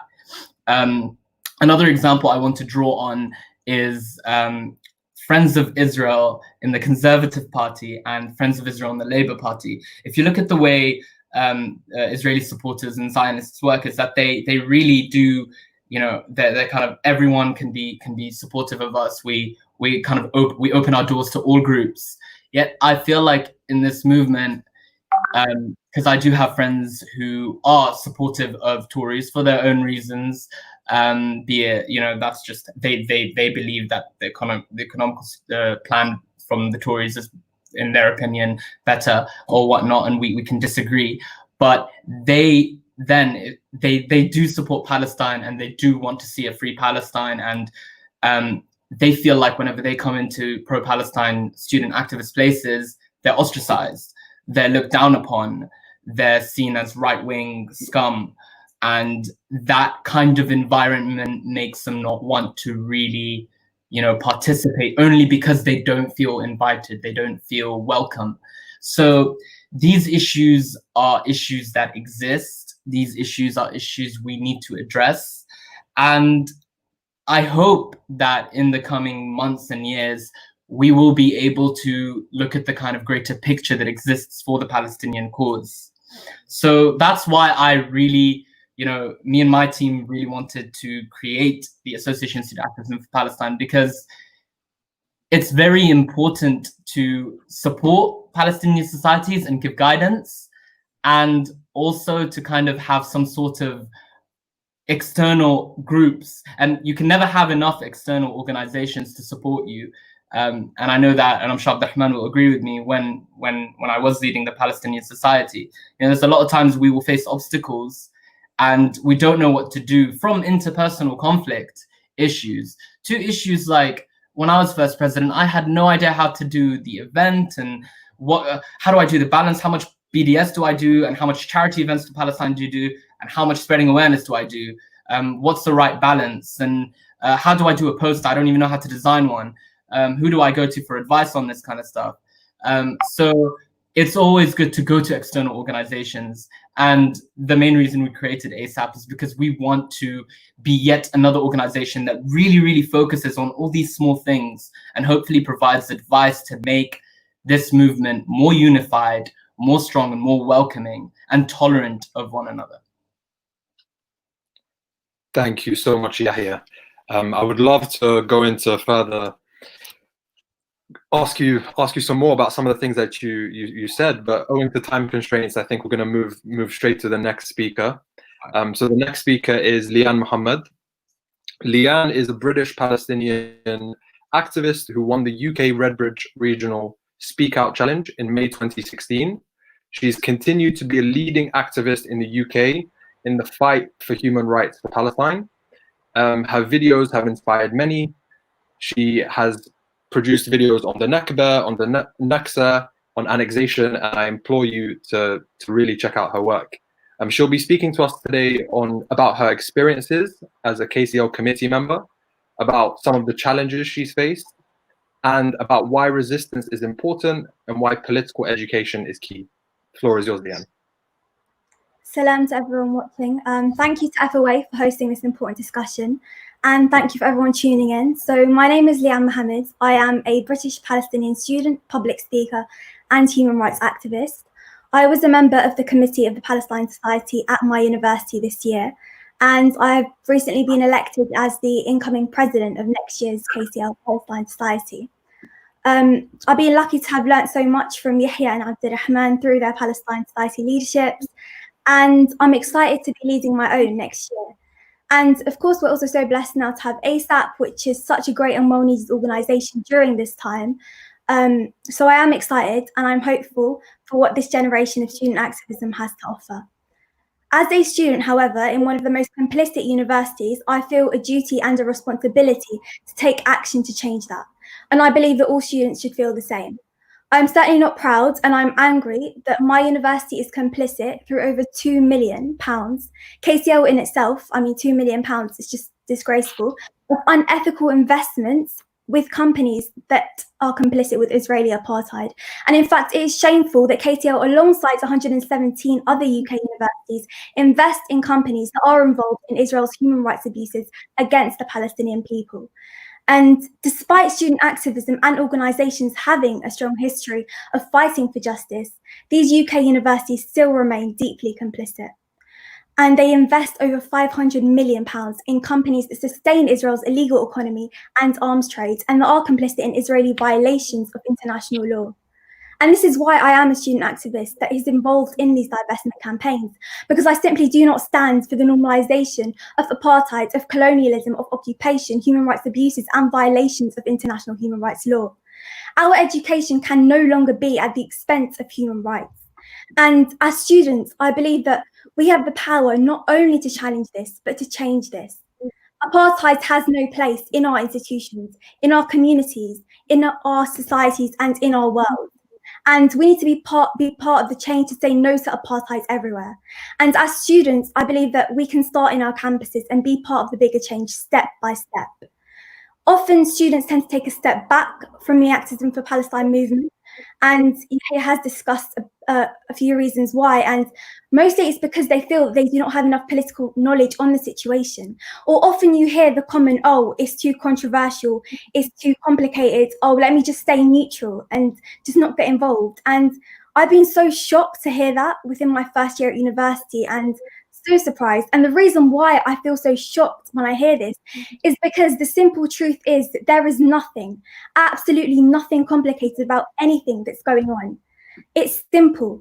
It's about those on one side who believe in the equality of all, and those on the other who believe in the supremacy of some, the oppressed and the oppressors. And as Desmond Tutu famously said, if you are neutral in situations of injustice, you have chosen the side of the oppressor. And this is also where the importance of education comes in, to educate each other and take action together. Political education is a challenge, and yes, students may know about BDS and they are very eager to get involved with collective action, but to really know about the history and the current situation in Palestine, the reality on the ground and the current situation of what's going on, it's something that they may not have full awareness of. And that maybe poses a challenge to all of us, emphasizing the importance of education. Because I believe that education really is the power for our future, and I've always believed that. Because education is the power that will teach our generation and the next generation and the generations to come. It's the power that will break down misconceptions and accusations, and it is the power that will affirm the truth when challenged. And this is something that students must utilize. When we talk about activism for Palestine, most importantly, we must make clear that this is nothing, nor has it got anything to do with Muslim versus Jew. And you'd be surprised to see how many people still believe that. Because what we are dealing with here is not an ethnic or a religious struggle. It is an anti-racist, anti-colonialist, humanitarian struggle. And that is a struggle that any student and every student can and must support, that every human can and must support. You know, you just need to be human. And at the end of the day, Palestinian rights are human rights. And when you stand for justice for Palestine, you are standing against apartheid, against oppression, against discrimination, against anti-Semitism, against the normalization of war crimes, and against racism in all its forms. You shouldn't have to question yourself about whether you should or should not have to stand up for justice for Palestine. We must never be intimidated and nor afraid. And in fact, it must be a duty upon all of us to call out these atrocities and human rights violations, no matter the cost or the consequences, as hard as they may be. When I first spoke out about Palestine, I was subjected to a barrage of online abusive comments and videos by online trolls. And they labelled me as an anti-Semite, as a good little Miss ISIS girl, a suicide bomber who needs to be burnt alive, an evil anti-Semitic KKK Nazi schoolgirl who needs to be jailed permanently. And believe me, the list goes on. And I was only 15 at the time. And till this day, 4 years later, I still haven't forgotten these horrific words and these disgusting attacks. I mean, I clearly know them by heart, and at the time, this became a police matter, and the only advice was to simply just shut my Twitter down and basically stop doing this public activism for Palestine. But I was determined not to fall, and they were not going to win. I was never ready to lose or to be silenced, and till this day, I have continued to and will continue to shout louder about the plight of my people. They can call us what they want, but we should never act like there is nothing going on. Because speaking up for Palestine, Palestinian basic human rights is not anti-Semitic. And criticizing the government of Israel is not anti-Semitic. Their main target is to silence us at the end of the day. Because believe me, they see the strength in this future resistance and they try to break us down. They feel threatened by us. They try to dampen the Palestinian spirit of resistance, but let us tell them that it will only make us stronger. Our generation has the power to dismantle this system of oppression. We must continue boycotting, protesting, and educating, and unapologetically continue to speak out until they have justice. And together, our numbers make us stronger. Our evidence makes us wiser, but it really is our partnership that makes us more powerful. We should never be afraid to raise our voices for truth, honesty, and compassion against injustice, lying, and greed. We must insist to continue our path of resistance, supporting the oppressed and never the oppressors. And if you are watching this and you want to do something to help, you want to help and you want to be a part of this bigger change, it's never too late to start now. Because whatever we start today will impact change for tomorrow. We have to keep standing up and speaking out against injustice, not only for Palestine's sake only, but for human rights, for humanity, against racism, against supremacy, and against imperialism. As long as the colonization continues, so will our student activism and so will our resistance. So if you ask me how long this occupation and this oppression will last, my answer to you is in our hands collectively. Thank you. Thank you so much, Leanne. Just to move it to the Q&A, because we are facing some time constraints, I would like to just tell my fellow panelists, if you could keep your answers as brief as possible. I know some of these questions are incredibly meaty, but if you could keep it as brief as possible, that would be appreciated. So just to open the Q&A, I would like to go to Yahya. So you mentioned something, Yahya, that I think is quite important. And I think a lot of the time on the left, we are preoccupied with internal power struggles, with fighting amongst ourselves, when the real core focus of our work should be the cause, the Palestinian human rights cause. Direct action, raising awareness, creating new alliances, communicating the issue of Palestine to people that don't know about Palestine in the most representative way as possible. So I wanted to just get your thoughts about some of the normative things that we can do to remedy some of these issues with ego, with personal feuds that we are facing in the movement. You said it. You've said it in the question. It's ego. We need to tackle our ego, and I think we'll be fine. We need to start approaching people we don't normally approach, and try to start working with them. So, for example, if you're in a constituency that has a Tory MP, try and speak to them, try and reach out to them, try and convince them to support the Palestinian struggle. Just because they're Tory doesn't mean they don't have a heart and they're a right, scumbag. It's simply their political beliefs that you may disagree with, but regardless of what you disagree with, you need to try and keep the cause at the center of your focus, put your ego aside, put all the interpersonal conflict you have with someone on the side, and if that person can bring fruit to something useful for the Palestinian struggle, then put your ego away and work with them. It's as simple as that. I couldn't agree more. Thank you so much, Yahya. Just following on, I would like to go to Abdurrahman. So you were speaking about the prevent strategy, and it was recently revealed that the Anti-Semitism Policy Trust and members of parliament such as Lord Eric Pickles, they've been petitioning the government to include anti-Semitism within the prevent strategy. So my question is, does this now mean that opposition to Zionism will be regarded as a gateway to terrorism? And where do you see this going? Where do you see the future couple of years with regard to prevent anti-Semitism and the issue of being an anti-Zionist? Of course, the fact is that it's been normalized now. There's some sort of convention within like the right, especially with the way that the government is dealing with it, that pro-Palestine activism for some reason mostly is blanketed under anti-Semitism. Of course, we will always fight that claim because it's not true. We have the evidence. We are on the side of truth, and that we'll always continue, obviously, to advocate for the freedom of the Palestinians, because their freedom is a basic human right, just like we are against every single type of discrimination, and anti-Semitism is a form of discrimination, and it opposes every single value. Now, how do I see the future going? We need to address, just like Yahya said, we need to contact our MPs regardless of which party they're from. We need to kind of steer public opinion and utilize public opinion and kind of utilize that wave to try and pressure the government and apply that pressure and lobby the government to open their eyes. If we don't take that action, then of course we won't be surprised when we see that anti-Semitism is added under the prevent agenda. Now, of course, this is a very cheeky tactic, and it does mean that anti-Semitism will become the form of will be under the same kind of counter-terrorism umbrella. Of course, it's very sticky, and I doubt that would actually happen, because it conflates two things, and it's very unlikely that it will happen. And already, anti-Semitism is a very big topic within the UK politics, whether it's the recent Labour Party controversy, or within other parts of UK the UK political scene. But I don't see it actually becoming part of the prevent strategy. Prevent strategy is very concise and like directed towards the whole Islamic kind of the whole Muslim community aspect.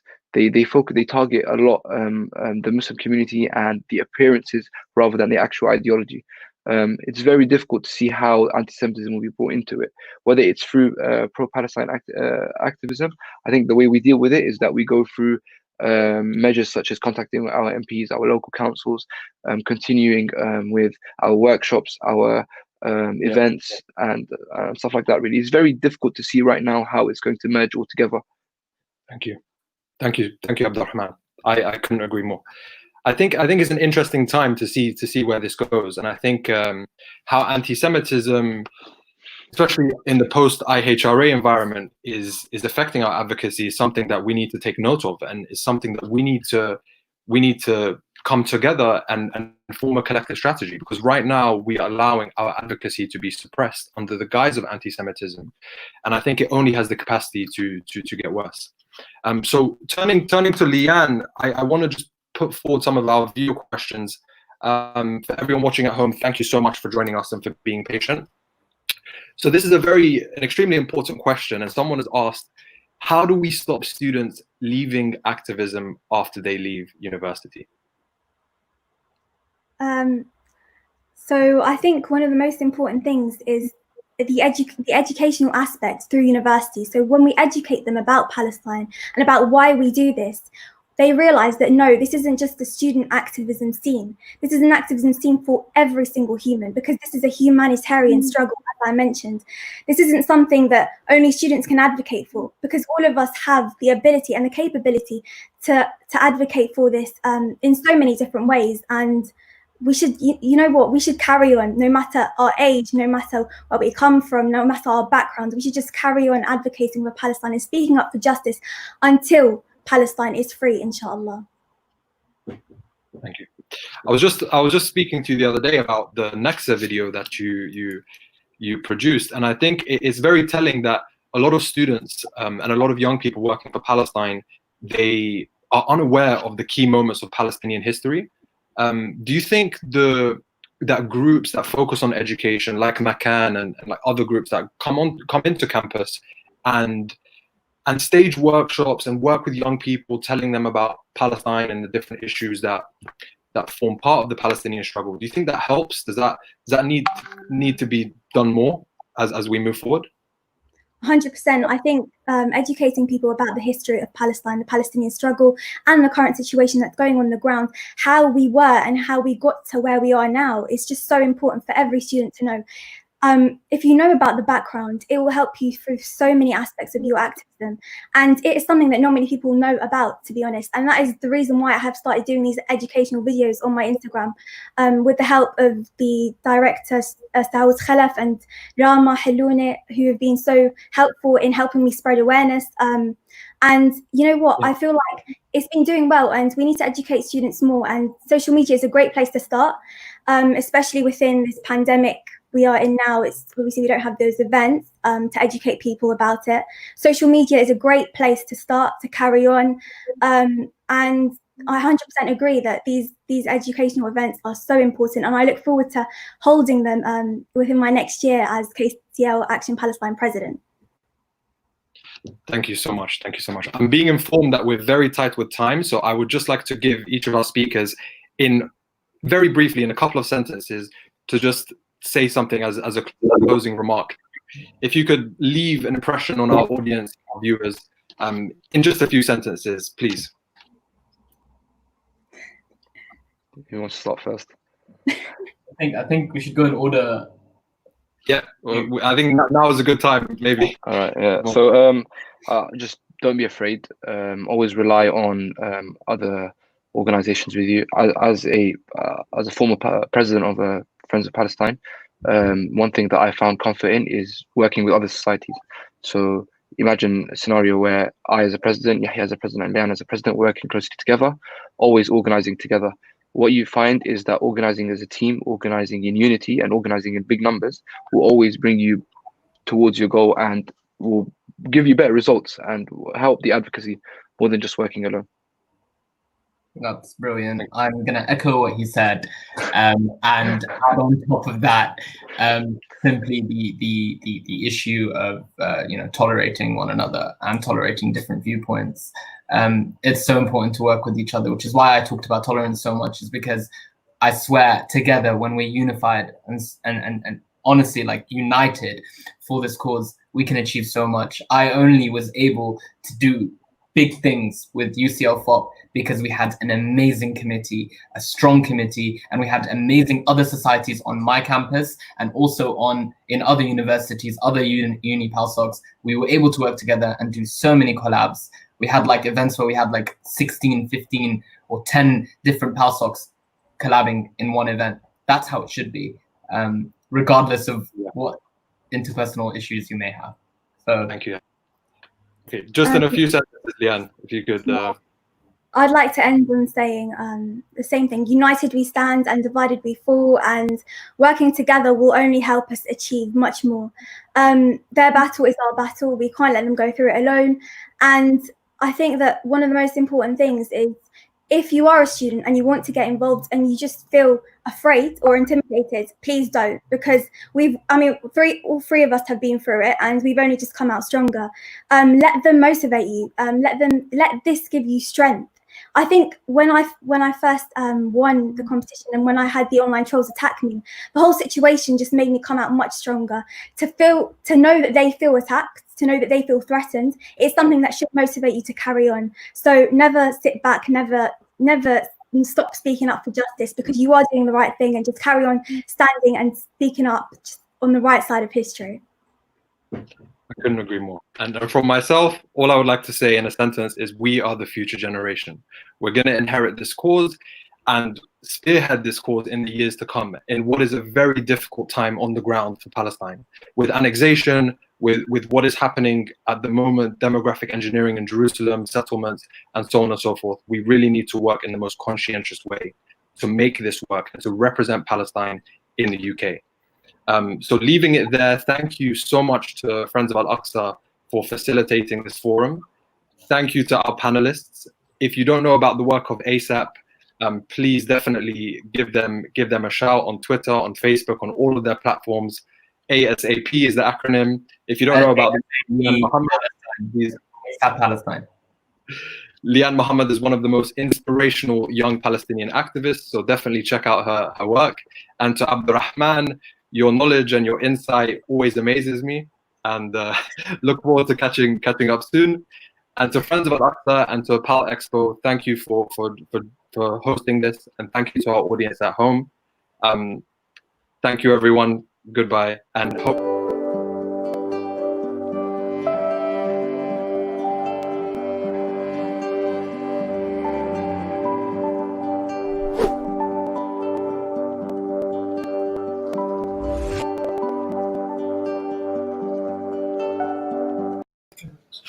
Wow, what a day. I hope you enjoyed that just as much as I did. It was fantastic. Thank you very much for everyone at home that joined us.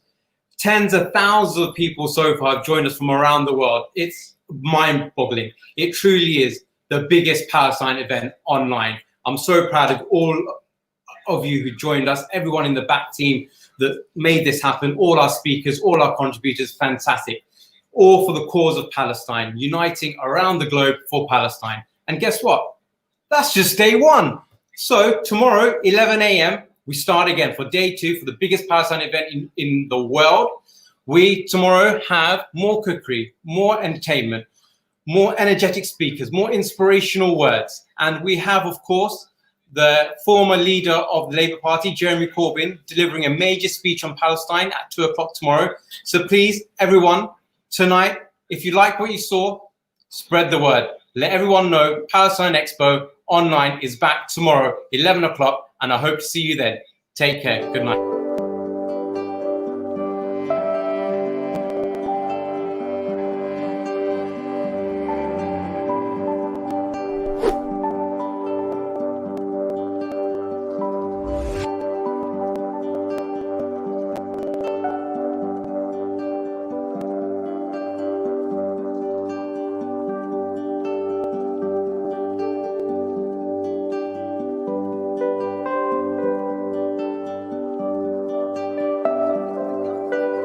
أهلا وسهلا فيكم بمعرض الدبكة الفلسطينية لسنة 2020. Welcome to Palestine Expo 2020 online.